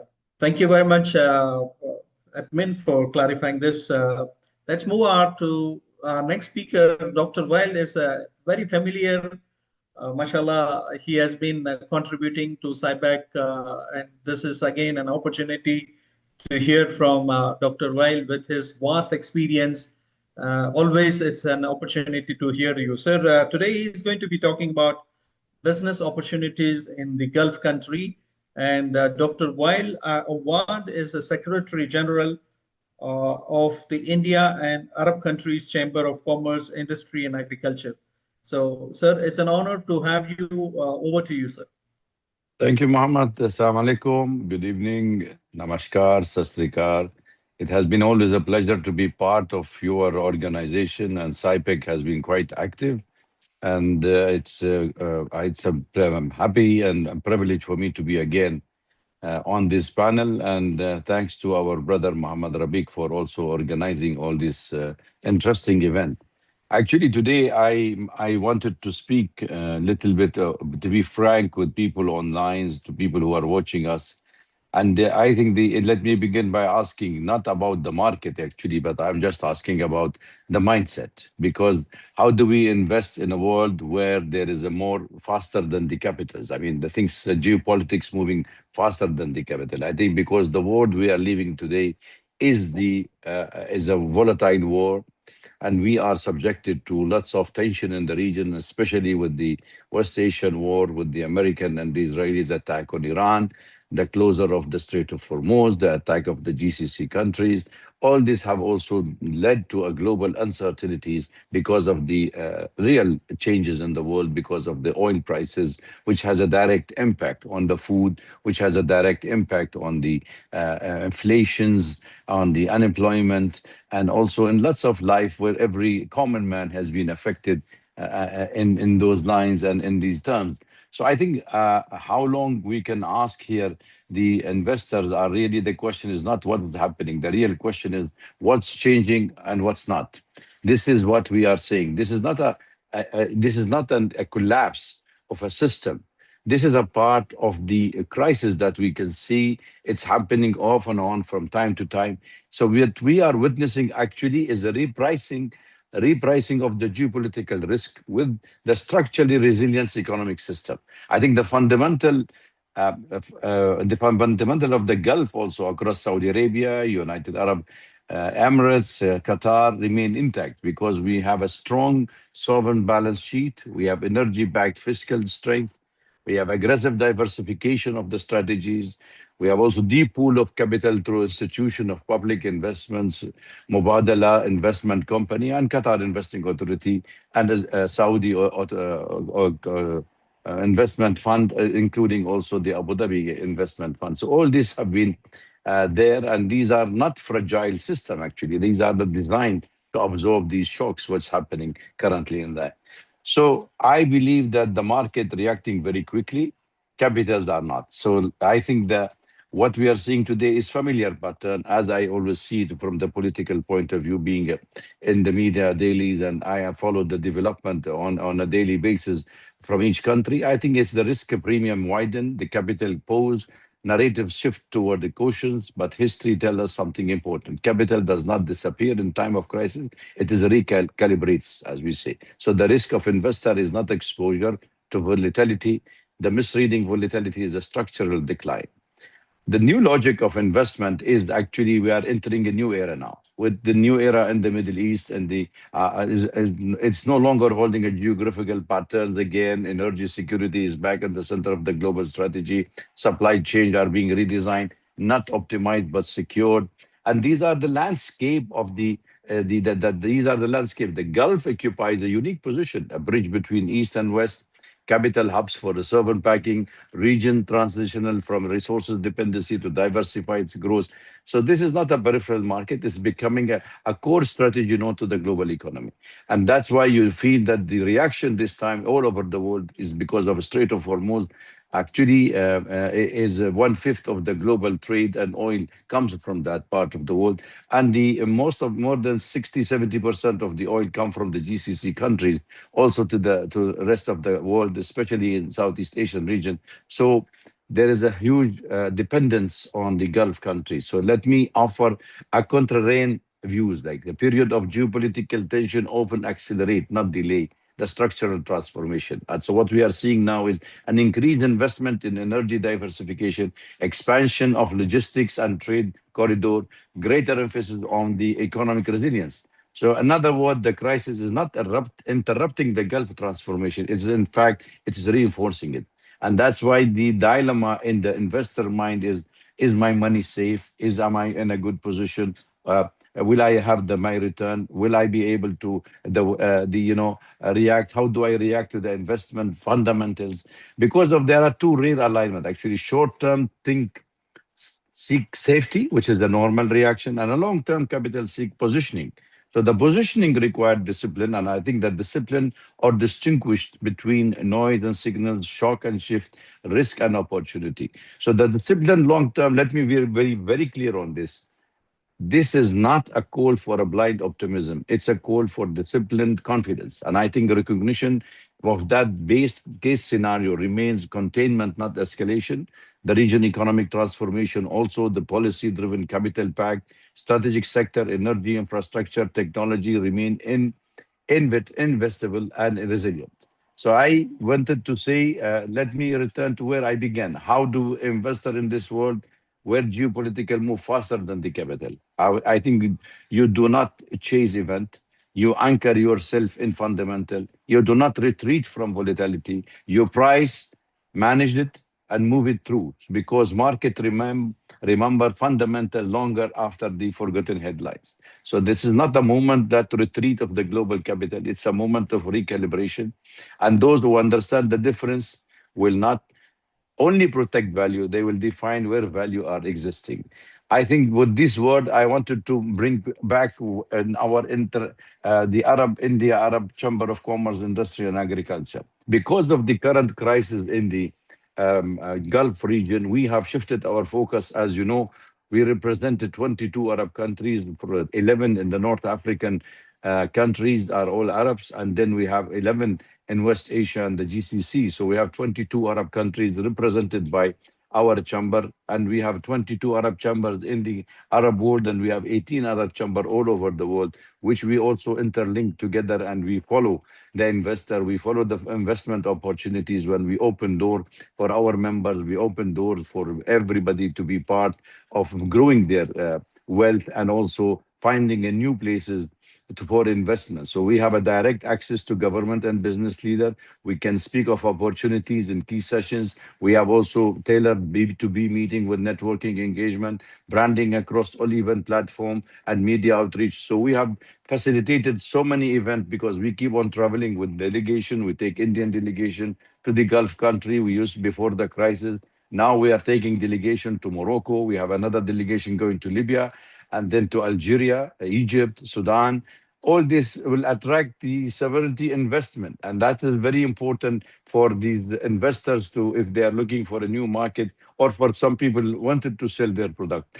So I believe these are the roadmap which we have created among the our activity and vision for the chamber is actually the technology transfer, the co-innovations, greater energy collaboration, investment in the corridor and safe and digital trade agreement. All these have been the pillars of our work in the chamber. And we have developed a mechanism where we also not only take people with us, delegation businessmen also, but we also make sure that they meet with their counterpart G2G also in the countries, and create B2B meeting for them, and also to make sure that they sign, they sell, and they make good investment and the revenue out of their investment on this. So we're looking for joint venture. We also planning to bring Arab investor into India. We were planning 2 programs with Sibec. Unfortunately, because of the war, because of the fallout, we were unable to collect much of our colleagues from the Gulf country. But I think with the days to come, we don't lose confidence. We will be having it sometime in September, one event in September, We are calling it India Arab Business Corridors or Business Conclave. We have one more on the defense also coming up in October. We have a third one which will be on the pharmaceutical sector. And we were also on the 6th, we are joining hand with the Indian Chamber of Agriculture. We are also having an event in Delhi.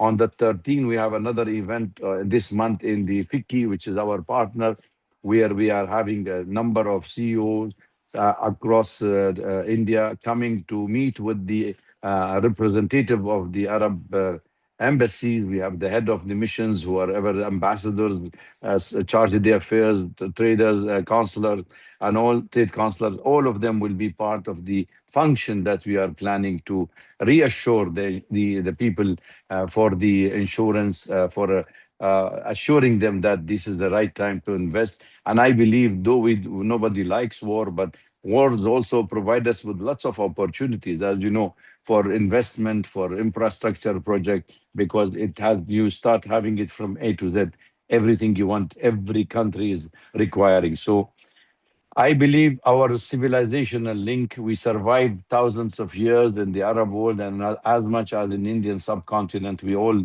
think that it is the right time. We should be able to move forward together. We can do it. And I wanted to quote, which I always quote, late President Dr. Abdul Kalam, when he said, there is a harmony between the mind and heart and hands, the greater things happen. So India and the Arab countries, Chamber of Commerce and Industry, embody this harmony, blending innovations, culture, and trades to craft a shared destiny. With this clear roadmap and deep cultural roots, the time is right for India and the Arab world to leap forward together. Thank you very much for having me, and I'm open for question and answer.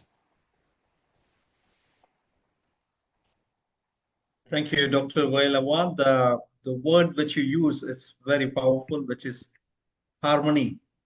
Thank you very much for all the technical details you have shared. And let's take questions. Do we have any questions for Dr. Wael? You can raise your hand and ask your question, please. Okay, someone is asking, can we have contact details? Definitely, yes. It's available with you people, and I'm available on the India Arab Chamber. We have a website. We are also with Sibec, they are our partner. So you feel free to access ourselves. We also open for any memberships of any company would like to be part of us. You're based where, sir? You're based in... we have based in Delhi. We are having now the main office central is in Delhi. We have two more regional office currently, one in Bombay and one is in Hyderabad. We are planning one in Cochin and we are planning one in Ahmedabad. Maybe if we get a good partner in Chennai, we are also looking for opening a branch or a regional branch for our chamber in Chennai and in Bangalore. So things are expanding, and we are quite keen, quite interested in bringing people across from the south and particularly to join, because we know there is a strong linkage between the south and the Arab country, and that give you a plus point if we take in consideration the 10 million Indians are living in the Gulf country, which is like a soft power being used and could be our bridge between India and the Arab country. That's why we insist, no matter what war can do, we can still exist together and we can contribute to our success and also our prosperity. You mentioned about getting the right partner in the southern state, like in China, in Chennai. So what's your criteria to become a partner? What are you looking at?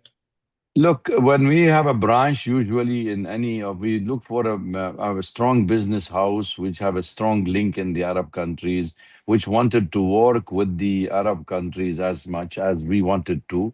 We promote them. We open the secretariat in that place. They can have a small regional office. They can start collecting the work and Indian companies and also be part of our team. So what we expect from them is delivery and accountability, transparency, and also proactive work toward the success of our mission. We are a platform between India and the Arab world. We wanted to bridge that historical relation between the two. So any businessman, and I have met last year with many businessmen in Chennai, who have really a very successful story. And I wish to reconnect Lovely, yeah. again. We will inshallah meet very soon on those lines. And remember also, we are now recognized. We are the sole chamber recognized by the Indian government and the Ministry of Commerce, Ministry of External Affairs, and 22 Arab countries. We are already listed in the DGFT, and we are already people using our stamp. Most of the Arab embassy now giving preference for our stamp as an attestation for all your commercial document. So any regional office open in those places definitely will play a major role, a vital role in bringing the business community together. Thank you very much, Dr. Weil. It is really a pleasure to have you, and definitely you will be the sole partner for India, because under your leadership, a lot of things are Thank you. happening. The actions are there. Thank you, sir. Inshallah. Thank you so much for having me. All right, we move to our next speaker. Before that, do we have the video to be played?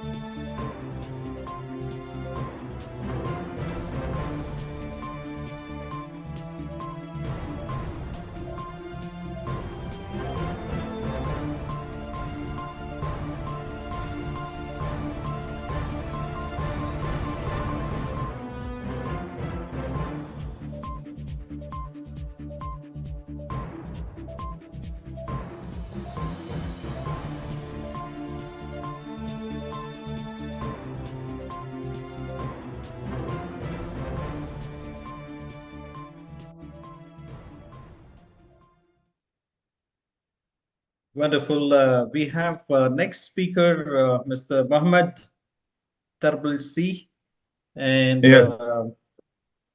we have he is ready for us. Yes, he is responding as well. So the topic he is going to be talking, it's very, very, very, very vital for us, because I see the words alignment. He's talking about alignment, how organizations can align internal strength for market expansion. And this is very important, because if you can understand your strengths, you can conquer the world. And let's hear more from Mohammed Tarblsi. Over to you, sir. Thank you, Mohammed. Thank you for having me, and thank you for making the time for us. Question, do you see my screen, first of all? Yes, sir, we can see. I'm sharing my presentation. Excellent. So, quick introduction about myself. So, my name is Mohammed Tarblsi. I'm working as the head of sales for Gelflor Group in Middle East and Levant markets. And basically, I see a lot of you are coming from a startup environment as well. I personally used to work also from the startup background. I started my own 2 years ago, and one also in 2015, but I came back also to the corporate environment. So I am in between corporate and startup environment. And my expertise also is that I advise in terms of growth strategy and market expansion. And I thought to talk today about the how we can company can leverage their internal capabilities in order to expand effectively in the market. And I will take it from a lenses of construction environment, and also it will be applicable for the Middle East and Turkey market. So to start with some misconception. So when we talk about market expansion, what we think, and many people think when we talk about organization, whether they're small companies, startups, or even large corporates, we think that most of the time what works in this market can work in that market. But the reality is quite different. And according to McKinsey study, it shows that 1 out of 5 in total, the companies succeed to penetrate a market, which means every market has its own way of penetration and approach. The second misconception that we have today is that strong idea can scale easily. And of course, entrepreneurs, they know this is very well. It's more complex than that. And that's where 70% of expansion strategies fail only due to execution. And finally, organizations think that if you have a good idea, it will naturally grow within the organization. But the reality is more complex than that. And especially the more you have bigger scale organization, the more you'll be confronted to what we call employee resistance. So when it comes to idea of expanding your own business in different markets, it could be a different market geography, or it could be a different segment, or it could be a different customer platform. You need to pay attention to many things. So basically, we could, based on my experience working with a lot of corporates and a lot of situations, we could spot 4 categories that could slow successful expansion of your business. The first one is always about strategic misalignment. Now, basically, imagine the situation where you have leadership going in one direction and the employee or the team working in different environment going in a different direction. And especially if the management is not seeing growth as a necessity, that creates actually block towards the success of any idea of expansion. The second major challenge that we see in terms of problem of successful expansion is the operation complexity and friction.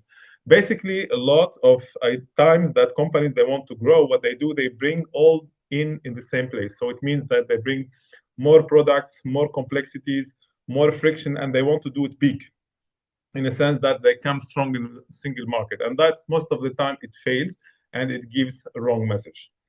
The third one is resources. So something that we need more people to be successful to expand, but the reality is that it's not about the number of people, but it's the way how you scale and create synergy across the team. And finally, of course, is the governance and the culture. So basically, if you don't create a winning culture, or if you don't create a trial culture with your organization, and you are just rewarding based on the outcome, that creates kind of struggle for the people to be successful in creating or trying to open up a new expansion for your business. So these are the major, I would say, blocks that makes companies, despite all the capabilities that they have, whether they're small or large, to succeed. Now, to make this really concrete for you, I took one example that I have been experiencing myself, and this happened to be with a company called Hilti. So probably some of you know this company. This is a 35,000 employees organization across the globe. Even in India, it's strongly present. And basically, they do have products for tools, for chemicals, for anchors, and so on, wide range of solutions. And in Turkey, they have seen there was a potential of business related to sealing. They have seen that employees in construction, they use traditional method of welding and fixing sealing. And they wanted to say, okay, what if we bring our solution to completely shift this way of installation, make it faster, more economic, and let's say more effective and safer for the construction. And because they are so strong in terms of technical aspects, they decided to bring a solution that they use in different application, which is in this case mechanical plumbing activity. They want to bring it into this new segment. So if you look at the full scenario, it was a very effective solution. They have the capacity, technical capacity to make it happen, and they have a strong brand name that people trust. But their only challenge was that they don't know anything about this industry. And what happened, despite their effective and amazing solution, they failed to crack this code. And basically, when we deep dive to understand what went wrong actually in these initiatives, because this could be a very strong startup, successful startup within this organization, we have seen majorly 3 problems. The first one, strategic alignment, direction, and the team on the ground were not aligned about what to do, by whom, how, when. The second was the operational complexity. The team, when they want to pitch the solution to the contractors, the sales team were intimidated by the complexity of questions, and the technical support team couldn't support them with all answers on time, which created kind of disengagement. And finally, there was a weak governance in the sense that people on the ground, they were measuring their performance based on sales, but any successful opening of a business could not relate to them with any advantage. So this idea went down from a good opportunity of growth for expanding the business into a different, another idea in the shelf. So when we look at this one, we see that advanced expansion looks really complex. The more the organization is big, the more complexity happens to be true. It's very heavy, it's very slow, a lot of resistance. But if I tell you that the reality is completely different, and that with the minimum people, we can really increase the resource capability and make it effective. And that's where many companies, they miss the bigger picture. Basically, they think because they're small, they don't do it right. And because they're small, they cannot penetrate the market. But it's all about a clear framework that if they follow, any organization, whether they're small or large, they can really effectively succeed to expand their business. And I will take you through one of the famous quotes of James, which is the founder of a big chain of retail in US. Growth is never by mere chance, but is the result of forces working together. And that's where startups, mid-sized companies, large companies, they differentiate themselves by their capacity to create a synergy, effective synergy within their team. And let me take you now through another example. To explain you the model of the framework, Ascend. It's basically somehow close to the lean startup approach, but more tailored to mid-sized companies. So the first thing, we need to have alignment in the sense that when we decide to go from India to Middle East, or we decide to penetrate new segment that we don't have and so on, we need to make sure that the organization, whether you are an employee or you are top management, you need to make sure that everyone in the organization, they agree and they know what they should do by when and what they need to do in the whole ecosystem. The second thing, they need to start small. In a sense, if you want to go to the Middle East, you don't need to target all the Middle East. You just pick one market, let's say Dubai, for instance. You pick one segment, let's say healthcare, and you pick one solution, despite all your wide portfolio, just to test it and try to really make it work. And then comes the test and assessment. And because this is really quick, lean approach, let's say agile approach, this makes possible to don't waste time, effort, energy on assessing how successfully this will be implemented. And once you see that there are some signs of success, then you can expand slowly by avoiding all the errors and focusing on what really works. And that takes you to the next step, which is deploying, where you bring all your resources, all your investment, all in one place and make it happen. And again, I would like to take you also through a case study that happened in Middle East, in Saudi Arabia specifically, with a company called Gyprock from Saint-Gobain, which is actually very big, strong also in India, by the way. And this company is about 200,000 employees in the world. Now, at everyone's surprise, this company have been existing in Middle East for 20 years, but they were struggling to get into the Saudi market. The challenges for that were very clear. First, they are based in Dubai. They want to sell their solution in Saudi Arabia. Everyone is seeing very expensive price. Everyone don't prefer to go for a product that they don't have local stock. They have very long lead time, especially if they need their material from Dubai to Saudi Arabia. They don't have local strong partner, which is capable of helping them closing deals. And finally, the key players in construction in Saudi, completely different from Dubai, is mainly driven by contractors who are price driven. So every parameter here explained why they failed for the last 20 years to get into a market, and anyone else could say, let's stay away from Saudi market. But they were looking at one side and they said, okay, what makes us really strong here is that we are very technically strong compared to local brands. Let's see how we can leverage that in a way that it becomes a strength rather than a weakness. Now they get into the market and they saw one thing surprising. They saw that when it comes to key projects like hospitality, hotels, hospitals, let's say, and so on, they see that customers, they like to go with concrete walls. They tried to deep dive to understand why they wanted that, and they got the impression that owners of hotels, they feel like it's safer to have a concrete wall from a neighbor intrusion through the gypsum. It's more acoustic, better acoustic, and better fire resistance. And here they said, okay, here there's an opportunity we should explore, because no local manufacturing available in Saudi, where they were actually that time 4 factory, is capable of competing against concrete wall, because they need to prove by labs that they are better in fire, in acoustic, in calculation structure, and so on. And they found that the game here is to compete not against gypsum industry, but to compete against block work and concrete walls. And instead of going and approaching in the same way of talking to contractor, let's avoid contractor and directly go to owners. Instead of contractor, instead of consultant, let's speak to owners and pitch the story. And that was an extreme success story for them because they completely changed the way how things work. So what they started doing, they said, okay, let's align first that we will not sell gypsum to anyone.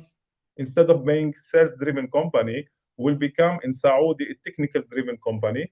We will only target this specific segment, and let's decide who will do what and what would be his responsibility and how we define success. And then they said, okay, next step, let's start small. So what they did, we designed the time I was part of the team, 3 people.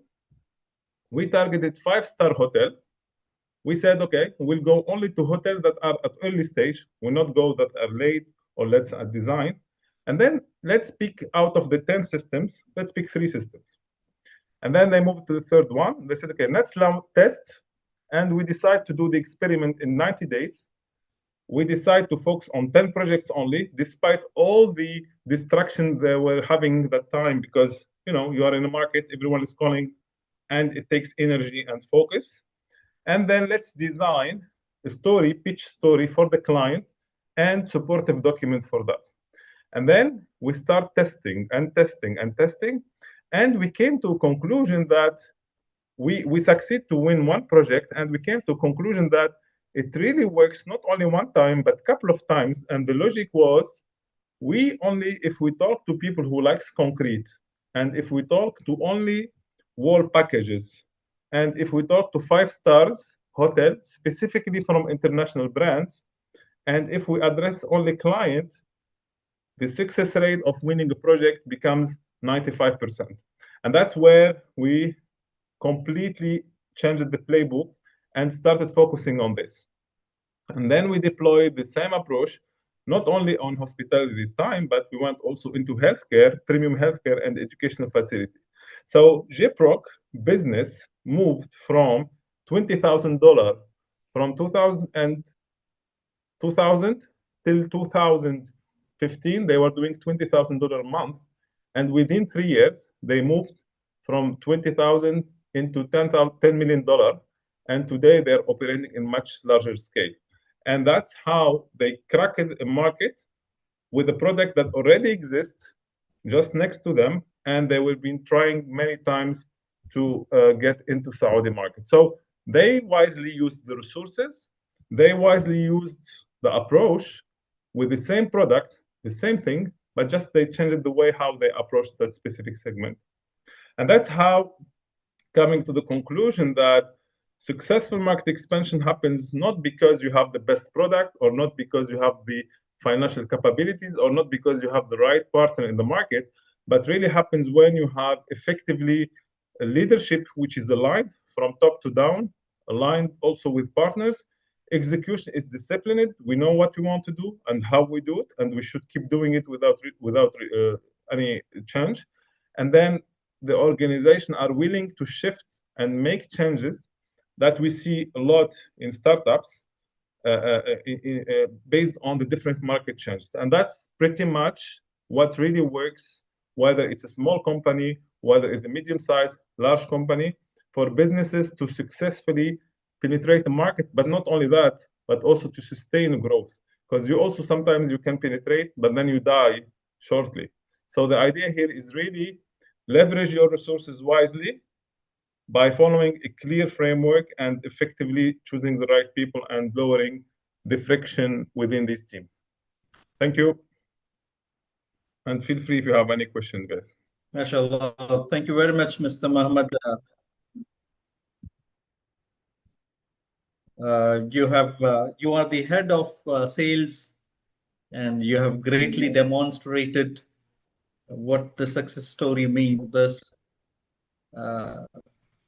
sharing your experience on how to go about in terms of alignment and in terms of taking the right actions. We have a question from Mr. Sheikh. Yes, you have raised your hand. Go ahead, please. Sheikh, you can unmute, please. Yes, sir. Assalamu alaikum. I think first of all, I wanted to appreciate Sibec program.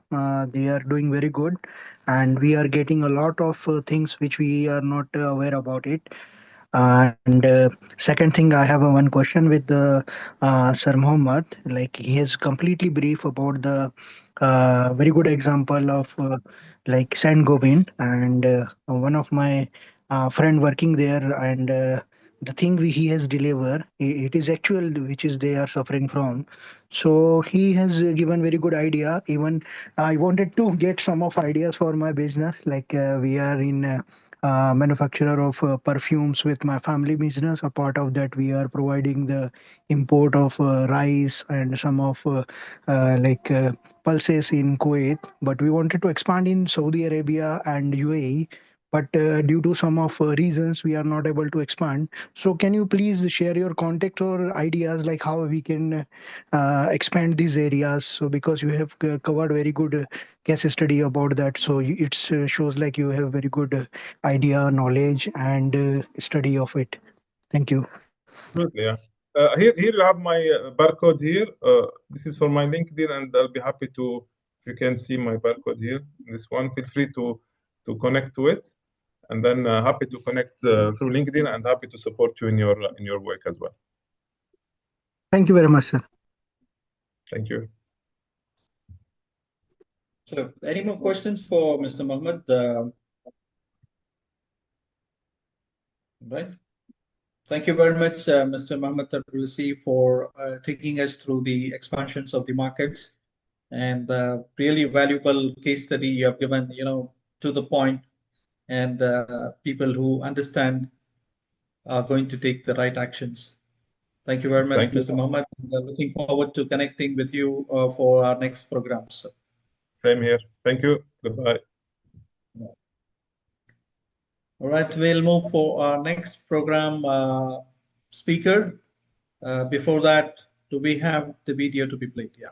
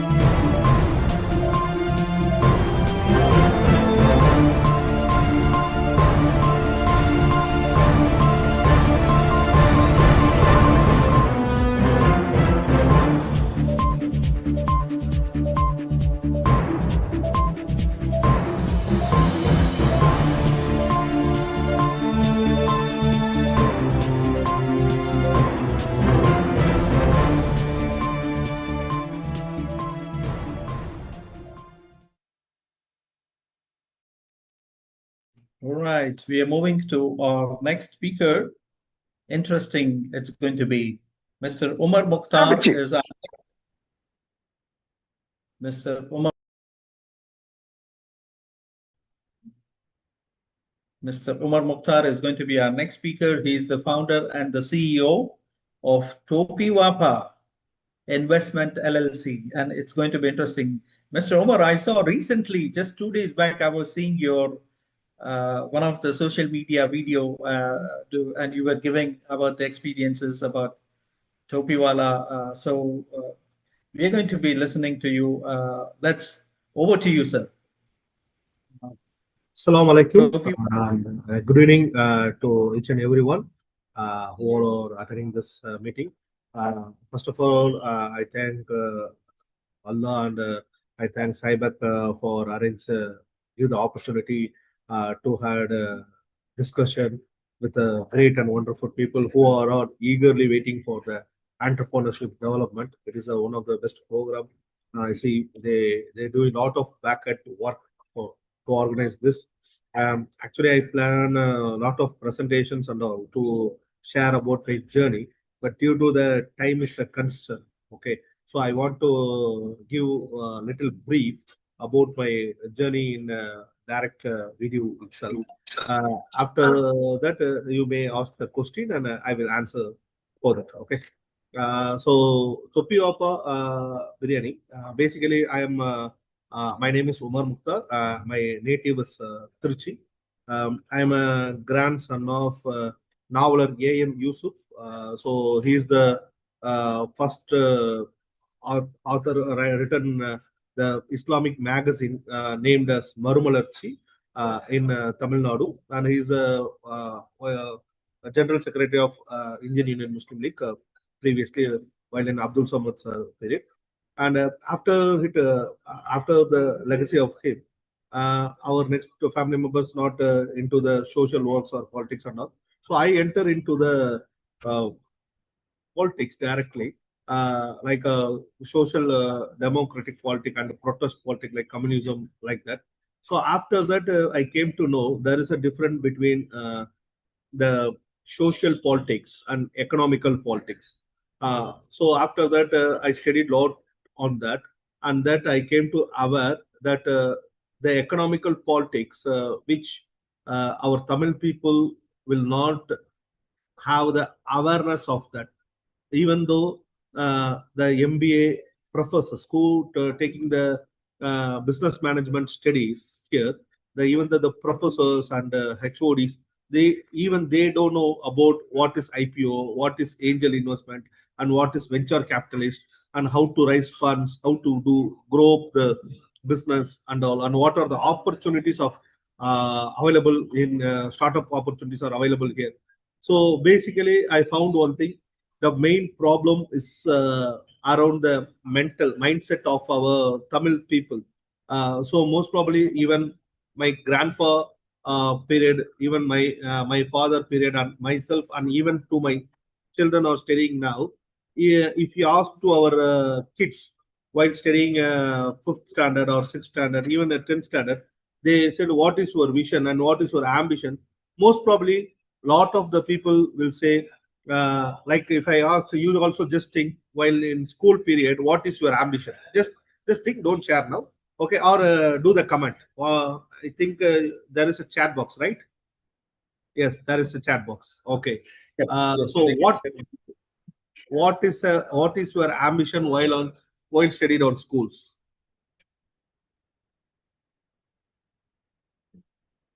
Engineer, Shaul Amin sir, engineer, entrepreneur, doctor,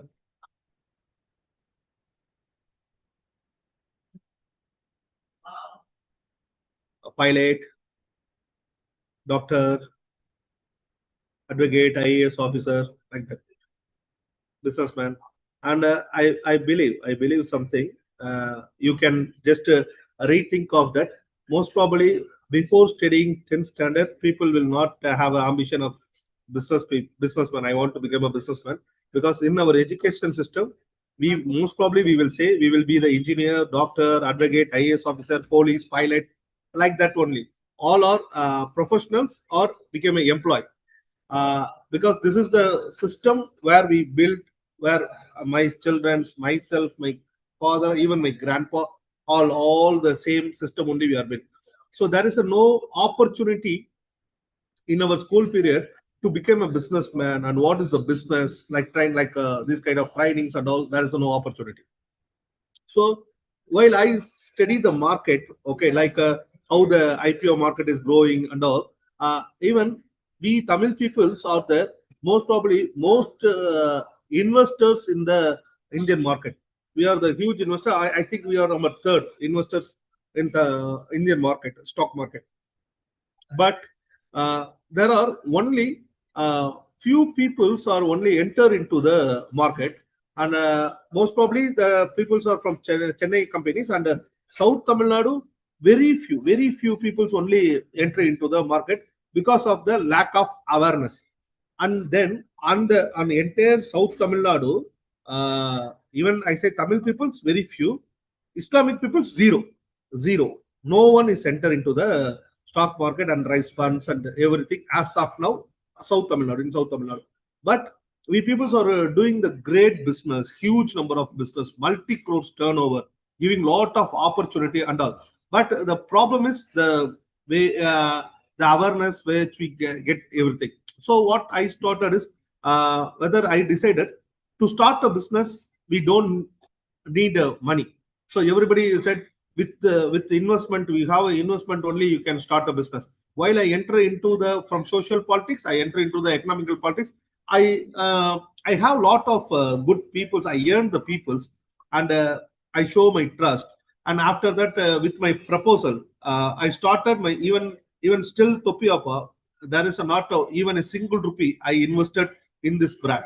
So 2018, I started with a crowdfunding concept. I messaged few peoples who believe me, who trusted me. So I said, I am going to start with a small investment with a 10 lakhs rupees with a 400 square feet in Madipakam. I am going to start a branch. I have a concept of biryani concept. So immediately within a few hours, the people said, yes, I am interested. I am interested. And next day itself, I received the fund. After that, I started the small branch with the 400 square feet in Madipakam. With the 1 year of period till 2018 full year, I learned a lesson how to operate the restaurant business because I don't have any experience in the restaurant business. So I plan to start a business which I can able to reach all the people. It should be B2C business, and the people should have crazy about my business. That's why I started a restaurant and I started the brand in the biryani. So after that 1 year, I decided to have small expansion, small takeaway counters in Chennai fully.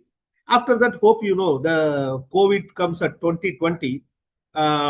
So in every entire world, COVID comes as a disease. Okay, in India, it comes as a with a religion phase. The Tabligh Jamaat spreading the COVID like that.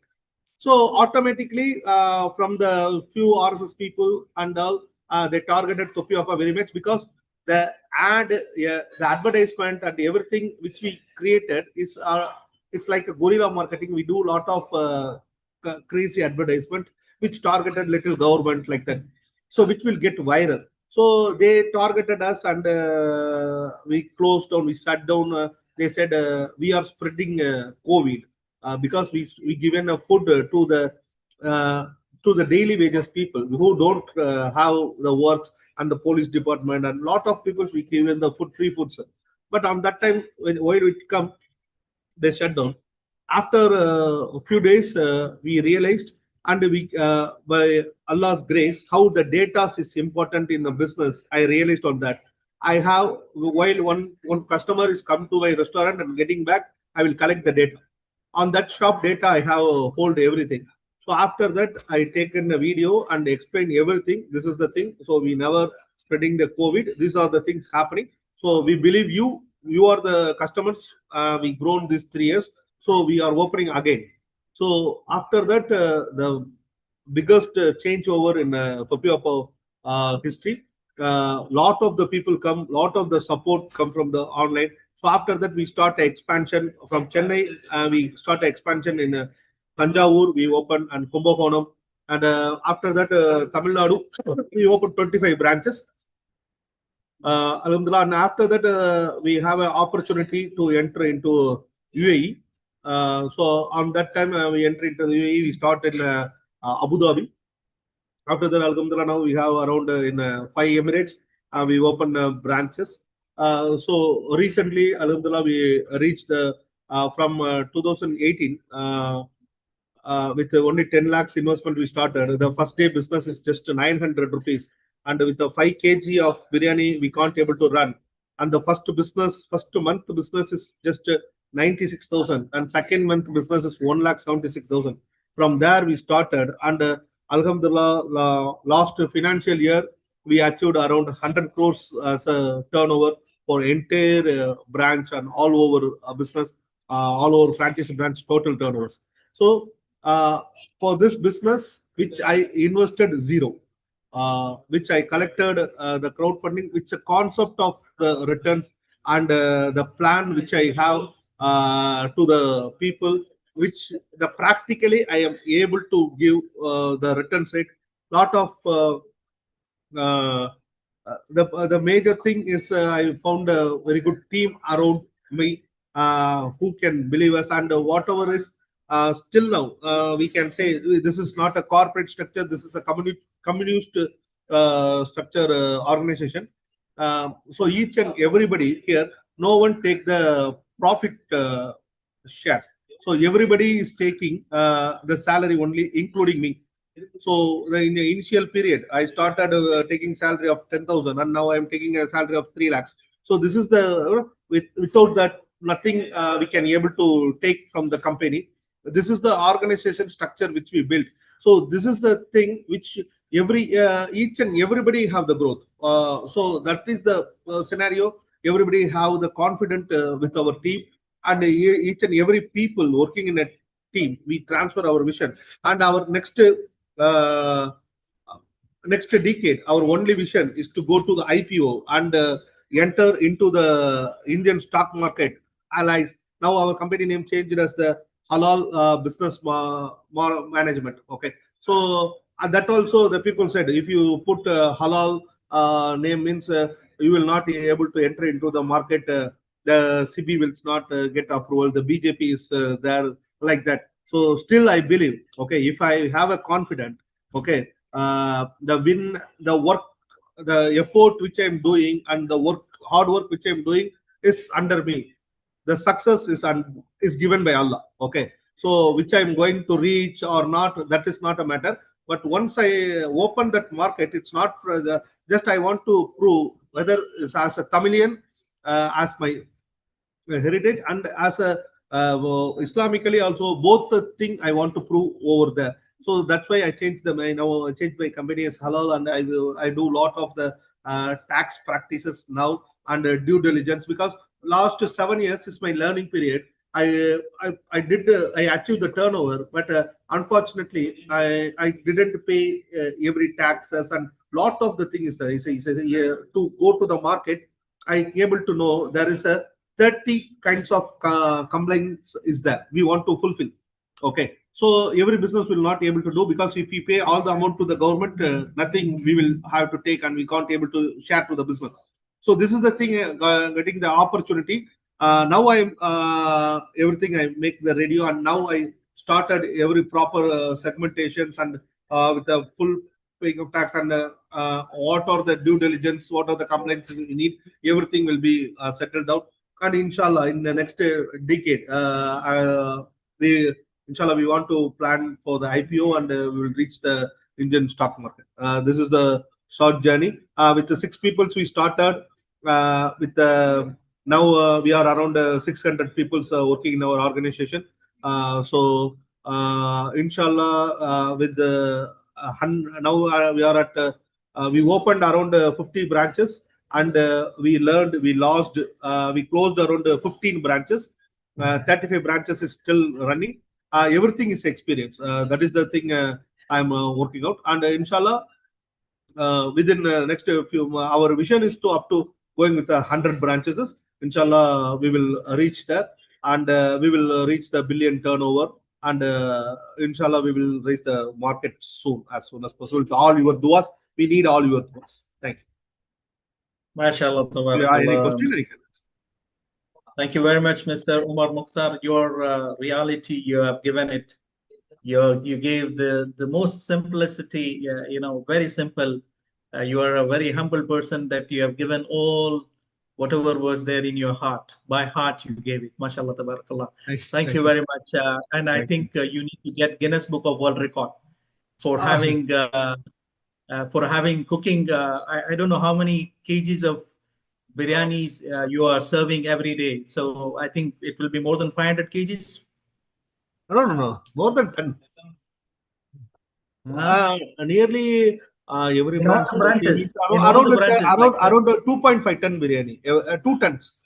Roughly around 5. It will around 2 ton. It will be around 2 ton.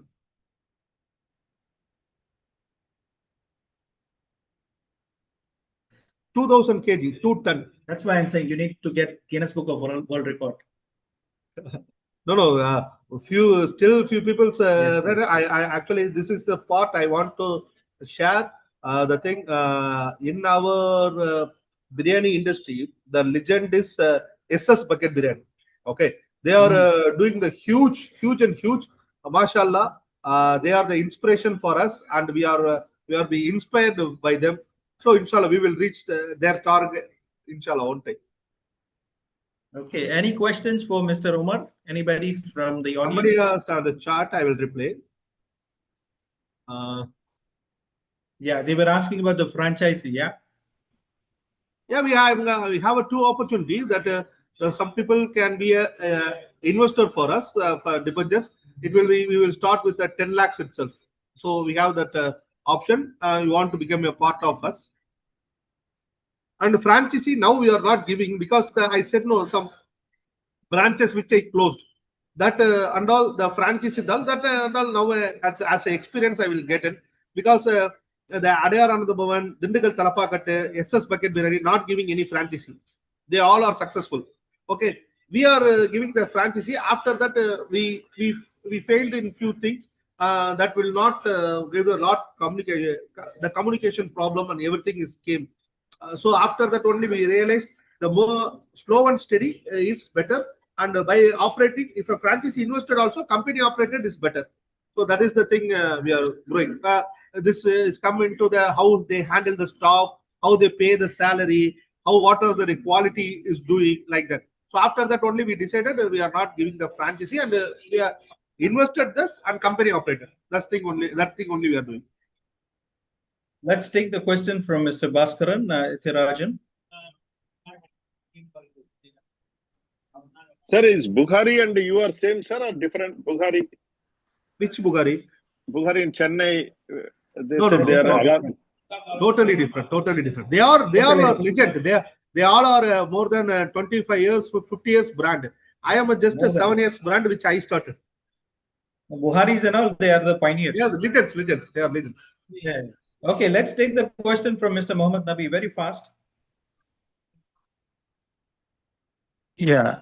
Hi, Mr. Omar. Actually, here I just want to know that you got 10 lakhs from your friends. How did you work actually? So still they are the partners or a preference share? You just return back to them. How did you work? I just want to know that. Actually, the initial stage of returns, which I collected now, how I am collecting is if you invested 10 lakhs every month, it's like a real estate concept I built.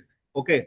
If you invested in a period of one apartment, okay, it's you are getting the every month returns, and after that buyback agreement will be there. No, like that. What I said is, if you invested 10 lakhs every month, 10,000 will be the returns, and after 5 years, I am returning 20 lakhs like that, and most probably I returned the funds.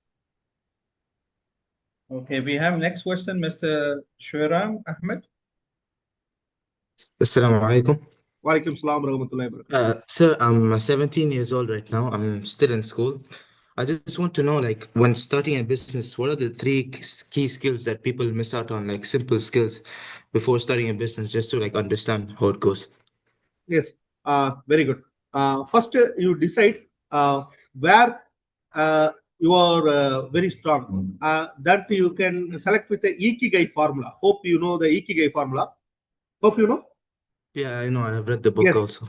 Yes. You select that with that formula. You select which skill you have. Okay. After that, you go and work with the industry which you selected.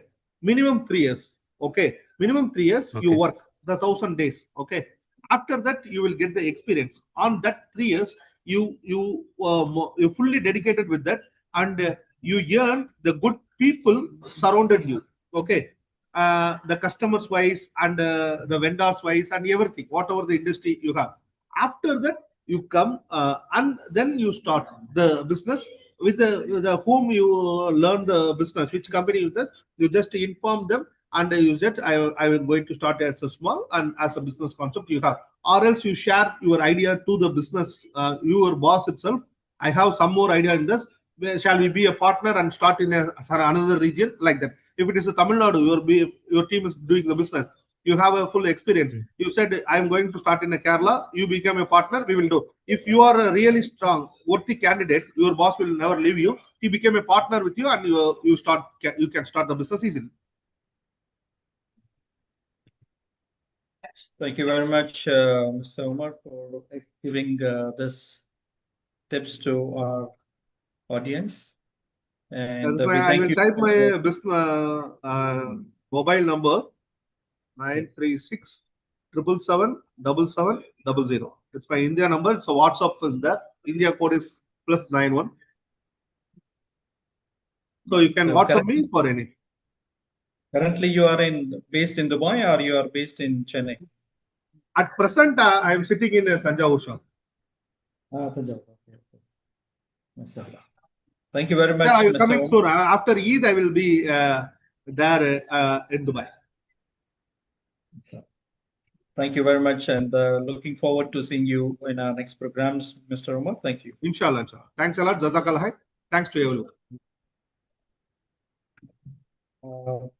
Yes, let's move on to our next speaker. Before that, we'll have a short screen of video, which we are now. We must be having this music all around.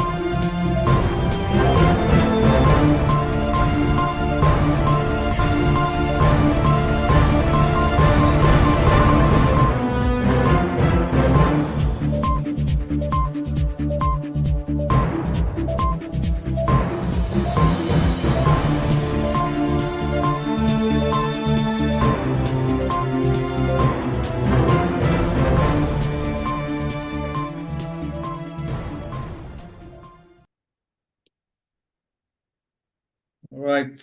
Next speaker is Mr. Jamal. You are going to be our next speaker, right? Yes, Mr. yes. Jamal. Mr. Jamal You hear me? Haja is. Yes, we can hear you. He is the Yes. CEO of Al Najma Al Farida International Group, UAE. And Mr. Jamal is going to be talking about the success story and current business opportunities in the United Arab Emirates, inshallah. Over to you, Mr. Jamal. Yes, thank you so much, Mr. Sraj, giving great opportunity about our success stories and business opportunity in UAE. Let me introduce myself. I think most of people are not aware of my names and about our company also. First, I am introduce myself. My name is Jamal Haja, CEO of Al Najma Al Farida Group of Company. We are facility management. Our company name Al Najma Al Farida Group of Companies. So I'm always almost 25 years in UAE and Dubai. In our company, 30 years running business, facility management industry. Let me talk about our company and our success stories. Alhamdulillah, we started almost 30 years in UAE. 1998, we started the company, and almost 5,000 employees working in our group of companies. To be talk about our success stories, we started just 4 member. Al Najma Al Farida group of company started with it's our mother name Farida, so we kept in name of Al Najma Al Farida. We are 4 brothers. I have to say here about our brother, elder brother Abul Kalam. He's the one started this company. He just 4 member. He just passed 7 standards. After that, he came in Dubai. He worked as a cleaner. Then later, he was have a great vision. He want to become a businessman in UAE. So he started the company with the 4 cleaners. Along with that, he worked together. He stay with them, and he have a clear visions to be standard professional cleaning company in this industry in Dubai.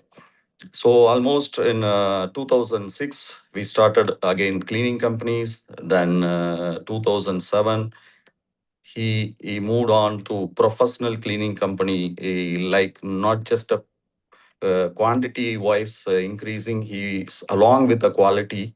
He did good, great job. Along with that, he started again security company 2009. Then later he started again pest control 2010. Then 2011 again other company. Almost we have now 12 company entities there, more than 5,000 employee working in UAE.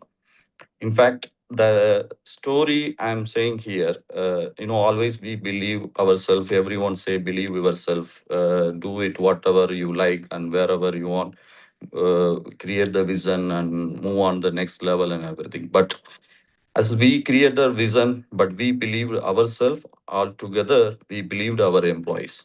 Because this growth because of our employees. Today we have a 5,000 employees because of our employee who working till today. It was who joined in 4%. Still they are working in here as a branch manager, as a account person or some other leader. Somewhere they're working still with us. More than 25 years they are along with us. So this is important things, because nowadays we are believing ourselves only. We are not believe our employees who working with us, who doing hard work. We have to give that confidence. We are with you guys. You do your work. You love your job. Then our success will come from there itself. See, most of the people nowadays believing only ourselves, it's not important. And we have to create believe in us. Along whoever joining with us, they have to believe us. Because when they putting their hard work, that hard work make us the success. Today we are here because of them. So our employee is one of the assert for us. So they create us. We are growing because of them. So this is Al Najma Al Farida group of company.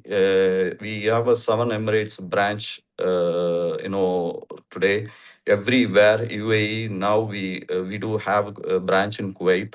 We do have a branch in Chennai. We are planning to move on to the Saudi, and this all our future planning on this industry. Specifically in this industry, nowadays everyone in UAE, many companies are running cleaning, security, some other same sectors. But differential between our company and others competitors, we are going on professional method of cleaning process. Example, we are one of the big standard companies, British Institute of Cleaning standards. Most of the companies not taking the such a certified and trained staff, but we thinking to go the next level. We need the professional standards. As a professional standard manners, we are proceeding these big standards. And moreover that other than that, we applying so many government entity awards. Recently we got 2023, we got the Dubai Quality Award from Sheikh Mohammed, Dubai leader. He's a visionary leader, Dubai president. So he gave us for Dubai Quality Award. This was, I'll give you a small story about this. 2005, we applied to them, and that is the first attempt for us. When we applied to there, we have only just 1,000 people, and we processing our standards and everything. That's a beginning of stage of all the standards we following. The way they asked us, what is the reason you applied here? You don't have a much documentations, you don't have much things. How you going, what confident you apply that? Then only on things we said, we want to be learn about that, we want to get that awards. The reason we are here, which is everyone saying impossible, we make going to make the possibilities. So we learned that first attempt is failure. Then we did not live just like that. And again, we applied 2021, same things, Dubai Quality Awards. And the same way, same, auditors came. They seriously, they said it's unbelievable, which was, they saw in 2009, totally different, which is in 2022. our business model is changed, our technology, way of technology we adopt, it totally changed, and lots of process, technology way we processing and standards, procedures, our KPIs, standards, and everything they saw really impressed. So finally, we got the award 2021 Dubai Quality Award. It's a biggest achievement for us. So what I'm going to say here, see, running the business is important, but at the same time, business, the way of making procedures, policies, then KPIs, then strategies, executions, that is very important in this industry. And specifically in Dubai, nowadays, technology is the important role of business or this industry. So we adopt all the technology. Last year we signed up with Oracle facility management softwares. This is world best software in this industry. So it's almost 1 million we invested that, because of technology things should be, we have to deliver to our customers. So these are the way we are improving our business and processing our business. And also we create the clear visions, all visions created clear clarity, and clarity of vision, then the execution is very much confident. We are taking to the next level of executions, and make everyone to understand, specifically in our employees. The vision should make them to understand first, because when you create the vision, most of the companies failure to make them to understand their employee itself. But here, what we created visions, we make them first understanding to our employee, each and every one. Even though our office staff to our employees down, everyone knows what is our vision, where we are growing, our growth. So everyone knows that. So that will help for us to all together we working for our visions. Even from the top to bottom level people, they are working our vision. So it is easy for us to achieve the level of next level. So this is one of the success our company. We are doing this industry business. Next, the business opportunity in UAE. See, if you ask me this situation, everyone say, and presently situation in UAE, the regional tensions, so many issues, people are talking about that. If you ask me, I'm almost 25 years in this country. No, this is not first time such a issues like crisis problems or anything. It was it was happened before 3 times. We strongly come back UAE. That is the UAE realities. In fact, 2009, its biggest crisis in UAE, economical problems and everything. Worldwide, everyone say Dubai is done, UAE is done, it will not come back, or so many things are talking about that. But later, 2011, UAE come back better than before. They are financially stronger, they are investments stronger, the real estate people, more people invested in real estate. And again, second things, issues happen in COVID time. It is biggest crisis in the worldwide. But again, UAE taken the strongly visions and everything, spreaded everywhere. They're become more stronger and more powerful country in the world. So people again come back here, again invested more. So investment is come again, and more opportunity created by here. So what I'm saying for from here, we learn lots of things. The problem always in the business industry, problem always will be there. Instead of looking the problem, UAE looking for the from their solutions.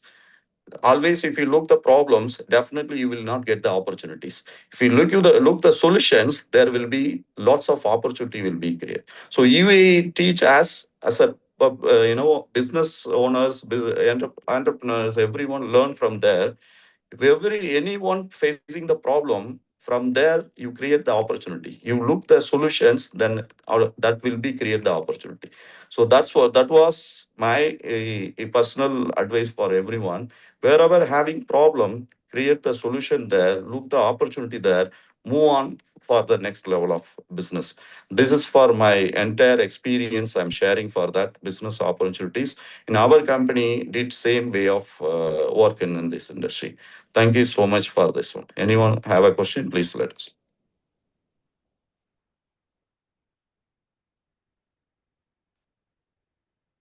Hello, could I ask a question?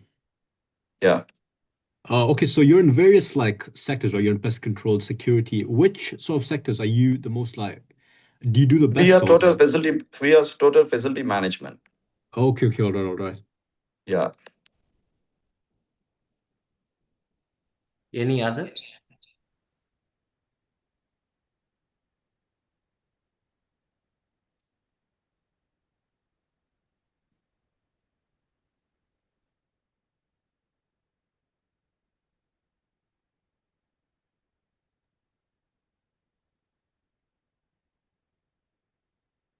Yes, we're going to be able to see the hands raised up. Thank you so much for your insightful and inspiration session. The journey and the way you highlighted the involving business opportunity in the UAE was truly engaging and thought-provoking. It is always valuable to hear the real-world experience combined with the forward-looking perspectives. So thanks a lot again. Thank you.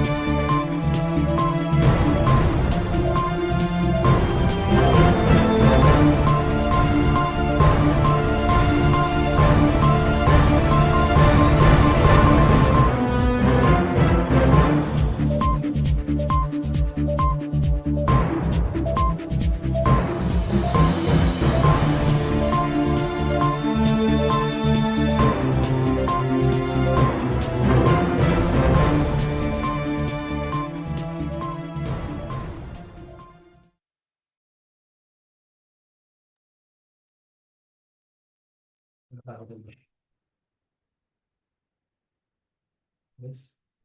Yes. Next album.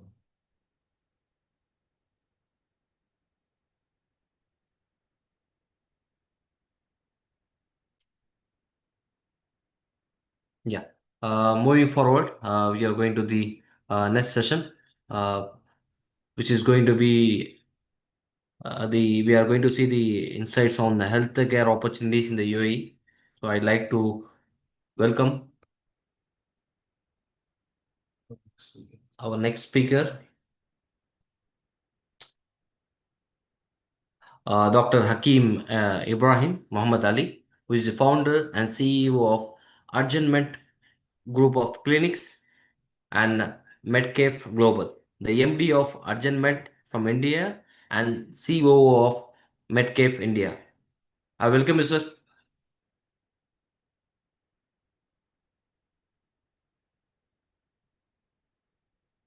Yes, we can able to see your presentation.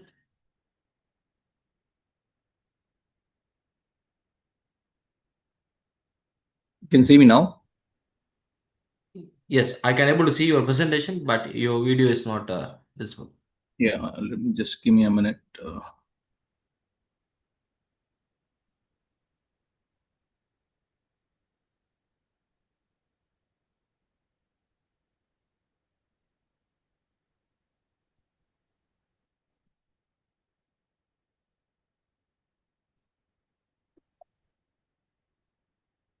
I think my video is not coming. So let me walk you through my presentation. Shall I Yes. start with this? Yes. Yeah. So good evening, all. Assalamu alaikum. I'm Dr. Hakim Ibrahim Muhammad Ali, and I'm a practicing emergency physician, working currently in King's College London in Dubai. So just a brief about me. The last 20 years, I'm into emergency medicine, and I worked in various parts of Gulf countries, To start with, I started my career in Qatar in Hamad Medical Corporation, where I worked for 5 years and got a Best Physician Award in 2015. And then I moved to Abu Dhabi in NMC Royal Hospital, and again, like spent almost 5 years developing an emergency department over there, and one of the first private hospital to have a triple line license, which is basically an ambulance license. So we created that during that period, and I moved to King's College London Hospital for the last since 2021, and been working in emergency department as a senior physician. And so the one which you're seeing like is an urgent med is the brand which I developed. This is my visionary project, and it's one of the first project coming up in GCC with an unique model, and which is currently not available. So I'm proud to say it has been approved by the DHA as well, and recently it's been like we got an approval, and then we are working on it. So that is basically nothing but an emergency department. It's a step down of emergency department, and which is be combined with the clinic. So I'll just take you to the next slides. So we'll just see what are the opportunities in UAE. Sorry for So interrupting. basically, If you remove the background, can you able to place your video? You can try once. let me try.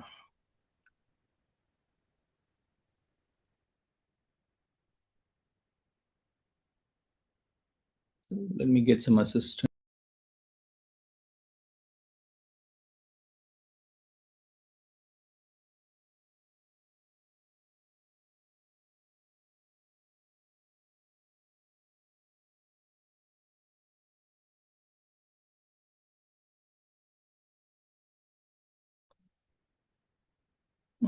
The video, can you see me now? I think it's still not Yes. there Yeah, again the same. Okay, sir, we can continue. because the video is still not coming. I'm not sure. Video data. So you can see the presentation now. Yes, it is fine enough. Yes. Yeah. So basically, like just to walk you through what is the opportunities in UAE. So UAE basically it's building one of the most advanced healthcare ecosystem as such, and it's not building only the hospitals. And the current system where the AI meets the preventive care, and where the luxury meets longevity, and where the healthcare is becoming one of the most investable sector. So these are the sectors in the upcoming years the UAE is focusing on, and which has got a lot of opportunities as well. So just to brief about the number of hospitals and clinics available, and there are 160 hospitals available in UAE, and 7,300 clinics available in UAE as well. Out of which 112 hospitals are JC accredited, one of the international standard accredited hospitals.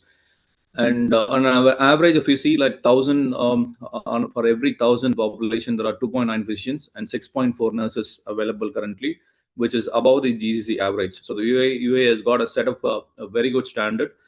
And the supply side, if you see, 85% of the UAE hospitals are concentrated in Abu Dhabi, Dubai, and Sharjah, and in which the 87% of the Dubai hospitals are in the private sector, which has got a lot of scope. So an average hospital size is like 115 beds in a private hospital, operating almost like 80 bed per hospital, and public sectors almost 1,082 beds hospital on average.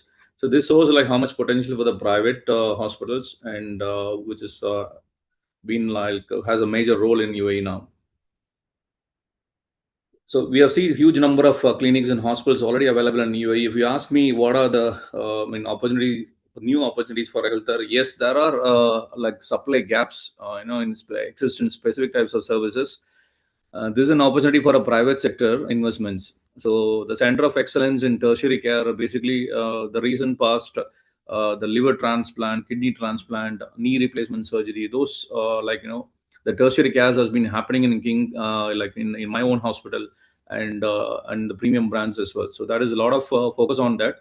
The government is supporting that. That has got a huge business as well. And the other things like rehabilitation, physical therapy, long-term care, there are a lot of old people being there. So the home care has got a huge opportunity as well.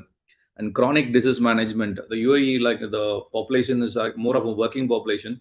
So a lot of diabetes, obesity management. So these has got some focus as well. And ambulatory care, it's nothing but an emergency or like OPD services. which is the like area which I have taken it, and so I've developed a concept called urgent care, which is not available currently in UAE, and this is going to be a chain of clinics. So that's got a lot of scope, and the return of interest is very good in that area. And preventive medicine, yes, the government itself is focusing on preventive medicine, and in another 2030 they have a huge plan for it, and using the AI, telemedicine, digital health, they have been like trying to put up a lot of money on it to focus on the preventive medicine. And mental health and well-being, yes, even with the current geopolitical situation, and this field is like growing, and people are more focusing on the mental health and well-being as well. So this is the reason, like most of the hospitals currently in UAE, they are actually like updating their facilities by advancing their OPD diagnostics, center of excellence, daycare centers, and medical clinics. So if the recent past, we've seen there are a lot of scope in the Dubai South, like there are a lot of clinics extensions are coming up from the premium brands as well. So that is give us some gap to start some clinics over that area as well. So what are the local healthcare spend? So the UAE healthcare spending among the highest in the GCC, and which is 5.67% of the GDP in 2020, and it's projected to reach approximately 6% of the GDP in 2026, which will grow higher in future. So the total expenditure is expected to grow at a CAGR of around 7.4% from 2022 to 2027. The government has allocated 4.9 billion, and which is almost 8.4% of the federal budget for the healthcare and community protection. So what is the scope for private healthcare? It's actually like, as we see the huge number, the private has got a major role. So that's the reason they are rapidly expanding and positioning the UAE as a medical destination. And almost two-thirds of the inpatient encounters are actually through the private healthcare, especially in Dubai. And Abu Dhabi and Dubai are the major hubs for medical tourism. And coming to the insurance point, like insurance across all Emirates are expected to be mandatory, which again will increase the demand and the patient volume. So like that is a good thing for the investors. Your money is safe, and since it's been mostly covered by the insurance. Yes, there are a lot of risk factors for the insurance tie-ups and things, but it has got its own time. That is one of the challenges as well. So, but once it's done, and the money is like which is safe actually in UAE. So both the government and private sectors, there are areas of development they're looking into it. So using the current data, they are trying to improve the outcomes and reduce use this data, and that will improve the outcomes and reduce the cost. So, and another thing, they're doing a national electronic health record for an increased connectivity. So like softwares like Nabid, Malafi, it gives connectivity from all over the GCC, which again helps the electronic the health record to monitor the entire thing, which will help for again like for the preventive care. So the government has got a huge focus on these softwares as well, and development of wearable health technology. So it's got a lot of business over there. Same like our Apple phone, which is detecting your abnormal rhythms, and the Woof watches, which is recording your sleep and everything. So there are focus to develop these health technology as well. So that has got some business as well over there. And of course, everyone knows there is a digital health and development in AI in healthcare, the machine learning. So all this has got a large opportunities in UAE, and of course, evolving health insurance models. There are like the government and private sectors. It's got some challenges in insurance for the claims and everything, for which the AI softwares and the IT system, the new IT systems, like they've been like looking for. There's got a lot of scope as well. So let me take you through the key drivers for to know the opportunities. It is all like it depends upon the population growth and age demographics. The rise in lifestyle diseases like diabetes, obesity, cardiovascular, as I previously mentioned, and mandatory health insurance policies, and medical tourism hub positioning, especially in Dubai and Abu Dhabi. So these are the major key drivers to understand there is a lot of opportunities in UAE. So let me just take you the out of total population of 11 million UAE, the majority are like falling into the category of 25 to 54 age group, which again says that it's most are consisting with the work class individuals, most are working population, and majority are expats. And Dubai, like expected growth is in 2040 is like 5.8 million. Every year we are seeing almost like 5 to 6% of annual growth in the population, which again was one of the key driver for the opportunity. So as I in the previous slide, we see like the rising trend of the lifestyle disease. So the UAE is actually most common for chronic and non-communicable disease. So which increases opportunity for developing a tertiary care units. And because what we see in like in emergency and other areas, like the most of the deaths are actually because of the cancer and the cardiovascular problems, which is almost 51% of the death is because of these diseases. And these diseases are like compared to the any other country, UK or Australia or any developed countries, there are 2 to 3 times higher in UAE, which again gives the opportunity for the tertiary care hospitals to develop in UAE.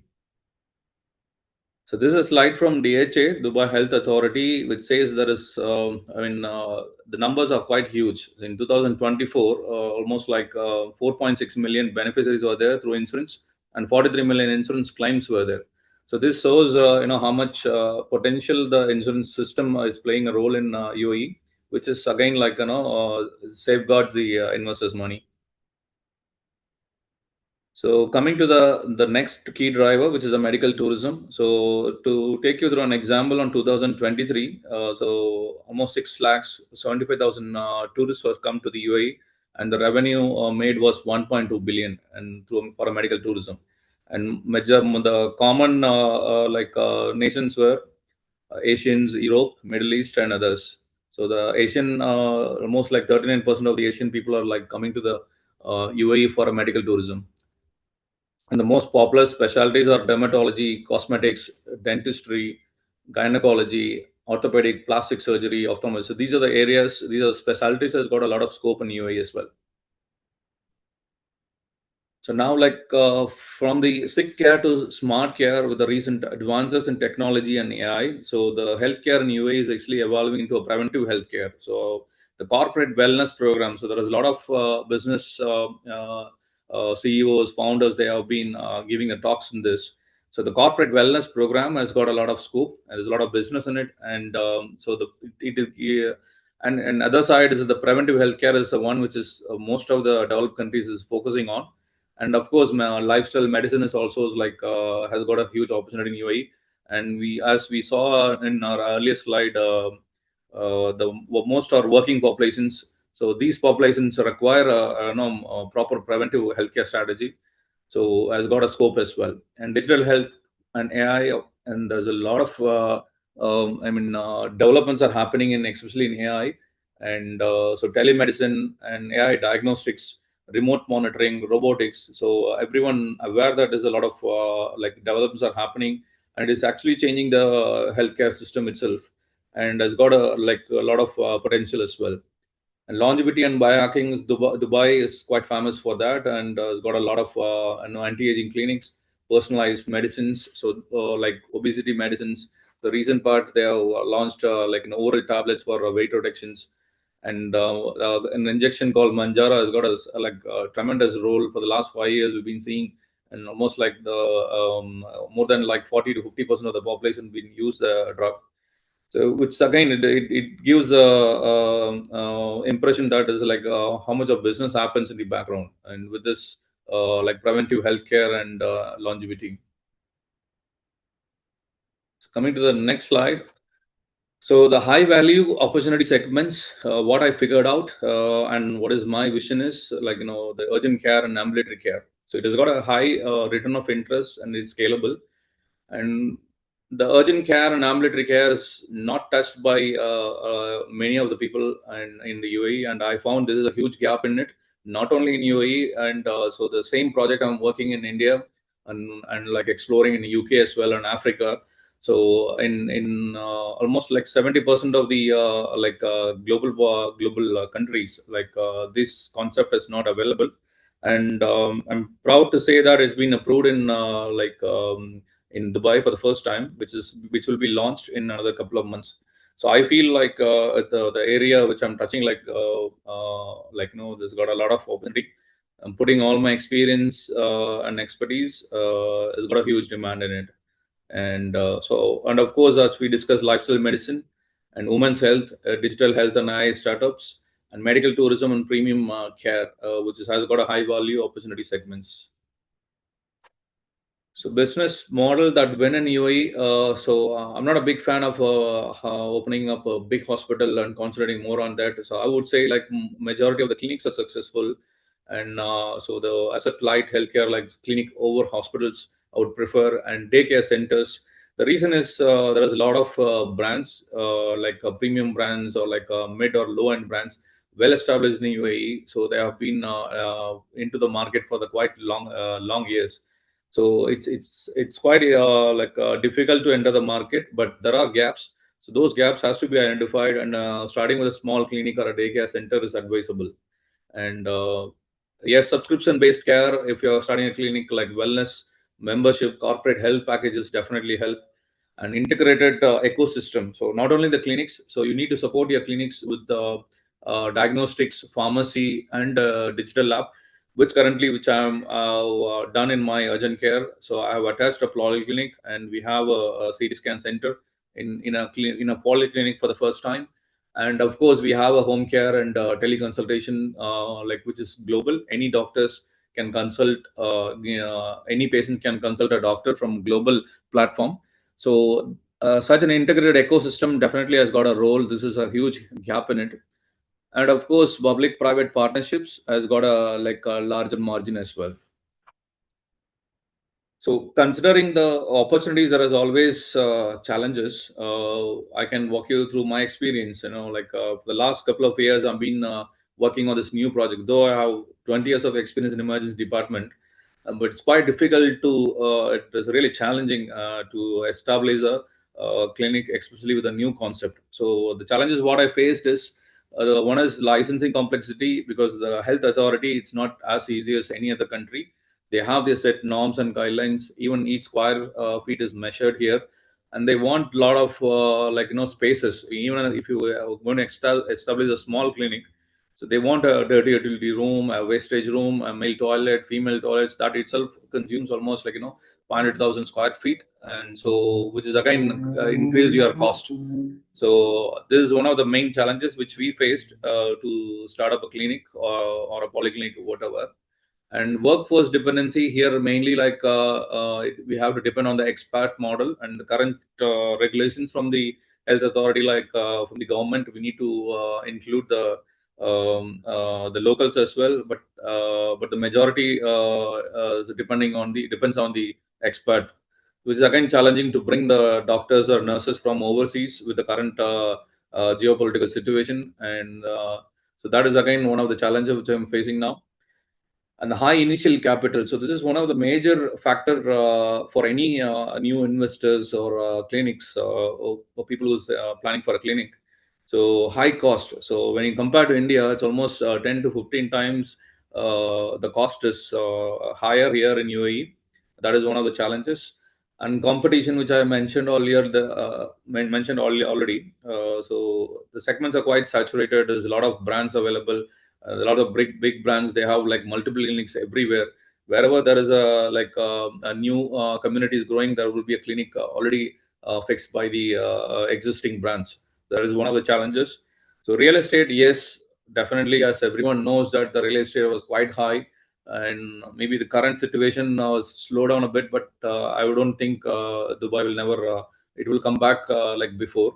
So the locating a clinic space was a big challenge for us, and the cost is again the big risk for us.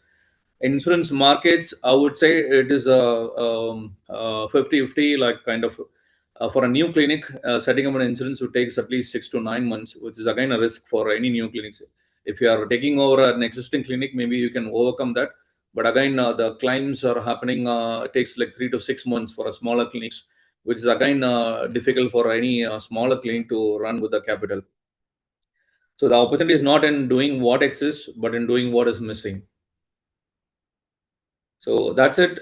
This is my company, which is recently established. So I have developed a new brand, Urgent Med, which will soon will come up in UAE, and this is the first unique brand, and which is not existing so far with the service what we are going to deliver.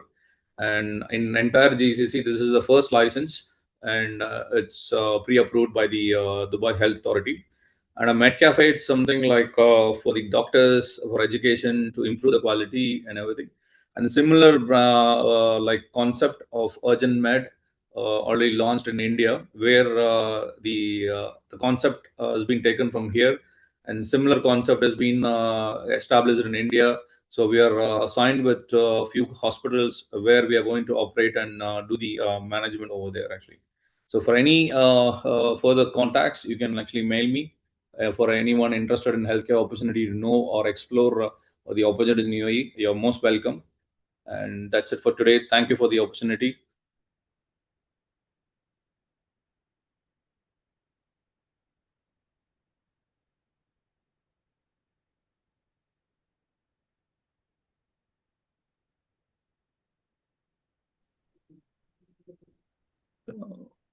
Thank you very Any much, questions? Dr. Most Hakim. welcome.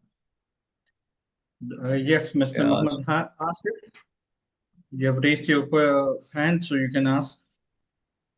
Yeah. Assalamu alaikum, Hakim Ibrahim. Alaikum salam. My name is Mohammed Asif. I am doing my basic cardiovascular technology in India. So I am in my last final month of internship. So my question is, do you have any like any advice or like any other things I can do before searching for my job? I can't get your question properly. So can you repeat? Like, I am doing BSc cardiovascular technology. I'm going to finish my studies, so I'm going to like search for my job and other stuffs. So my question is that do you have any advice or like uh, anyone know about my course and can they provide me of a job or like any ideas or something? Okay, I got your point. So basically, there is something called physician like qualification requirement for the medical fraternities by the UAE government. So it says like for example, you're a tech or a physician or a nurse. So based on your qualification, and you need to get a license first. So you need to check the eligibility whether you are eligible for the licensing first. So once you start your licensing part, once you get the license, then you have to explore for the opportunity. So I would advise you can Google it. You can get the qualification requirement for the UAE, so you can find it and which level you are, whether you're eligible for that. And I we think have a team it takes we around can 2 years happy to of help you. experience to get the license, right? Yes, yeah. I mean, depends upon your field. What is your, because each field, some fields recent past for the nurses, for the ECG technicians and everything. So Yeah, they I'm more have like is the cardiovascular experience actually. cardiovascular technician, so I'm like doing ECG, echo, and cath labs and all these things. I mean, definitely there is an opportunity for this. The cath lab technicians are actually most wanted in the hospital. So you can actually like we can support you. I can guide you through that. So that we have a team who can support for the licensing and to check the eligibility for you. So we can help you for that. Okay, can I get a contact number? Sure, actually. So I've displayed my email ID. So you can mail me. We can contact. So Yeah, it's okay. Okay, thank you, sir. no, most welcome.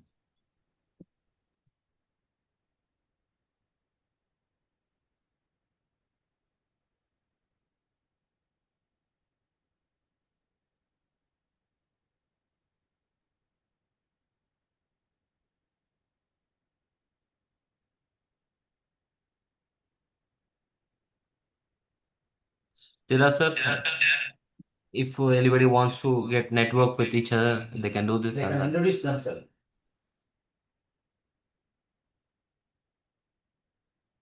I hope, sir, your mic is muted.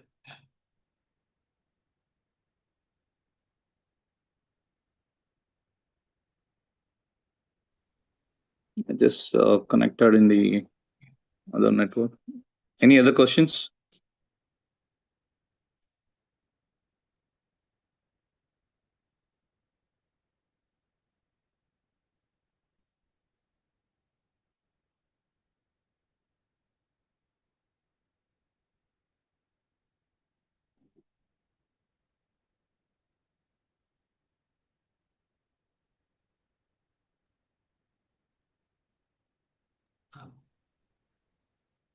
Yes,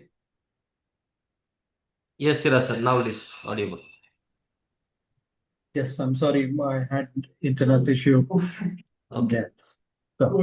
So I would like to thank you, all of you, that all the members who were here.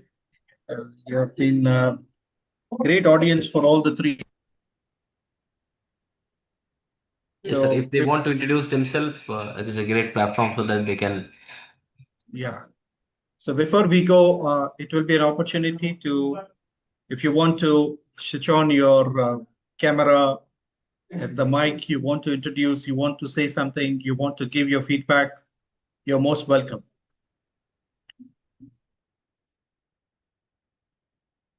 Anyone? I see Dr. Roxana is also here.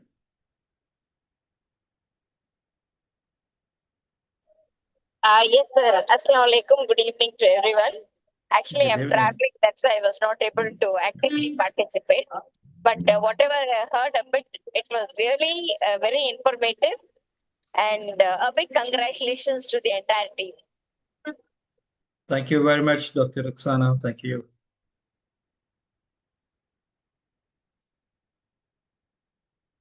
Okay. How to find the buyers? All right. Keep in touch. Inshallah, you will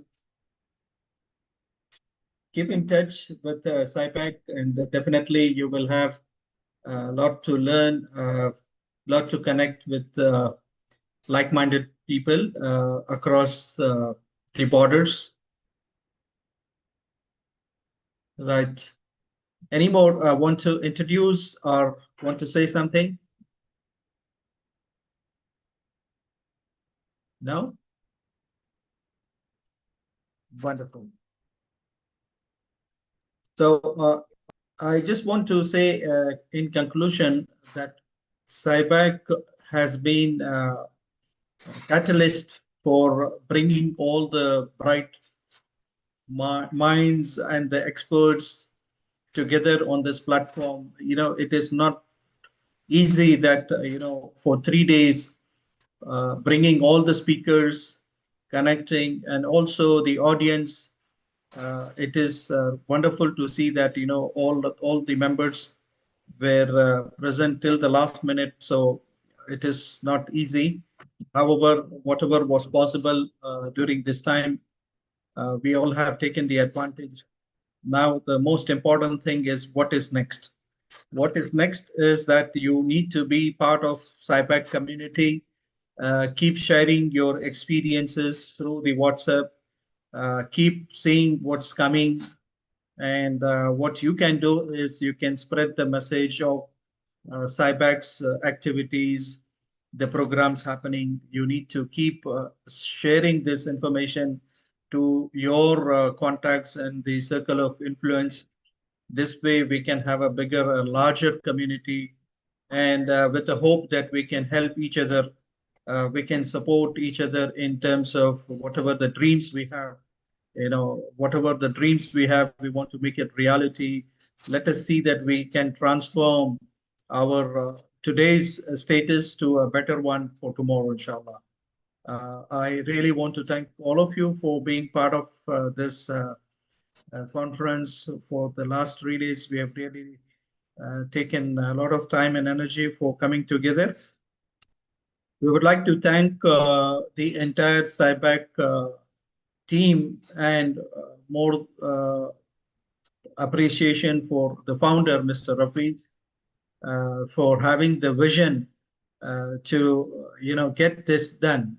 It's not easy to get the idea, technically making it happen.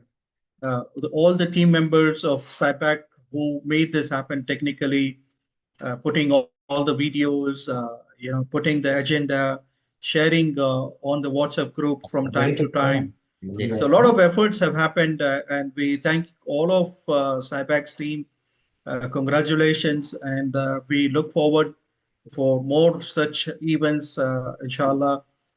Keep in touch with Sibec WhatsApp community, and you will have all the information coming through. Definitely all the videos of this sessions which we saw, it will be created, edited, and you will also get some of the videos and presentations.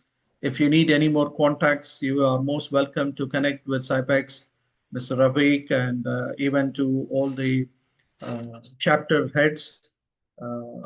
We have Jeddah chapter, we have Riyadh chapter, we have the MAM chapter, we have Dubai chapter, and so on. So a lot of chapters are going to become reality will be there, that we will be a global organization, inshallah. So with this said, I would say thank you all, and we will have a great night tonight. Thank you very much. Yes. Assalamu alaikum and good evening to all. I'm Muhammad Rabiq from Sibec. Thank you, Siraj brother. Yes, thank you.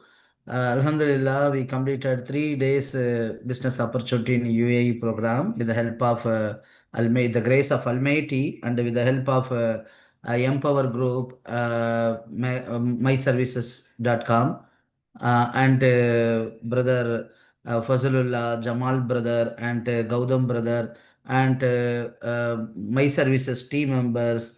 Thanks for everyone for coordinating for this event. Alhamdulillah. The last month I went to Dubai for arranging the speakers with Empower Group. Alhamdulillah. Thanks for your support. Inshallah, upcoming December we are planning to arrange the delegation to UAE for JETEX Expo. At the same time, we would like to organize the networking meet and the summit in the UAE, inshallah. So, inshallah, we will plan and we will update you. Thank you very much. May Almighty bless you. For further information, kindly join in our WhatsApp group. You will get all the information about Sibec. Thank you, brother Siraj brother, who is the vice president and head for Jita chapter. Thank you very much. Jazakallah khair. Assalamu alaikum. Alaikum salam.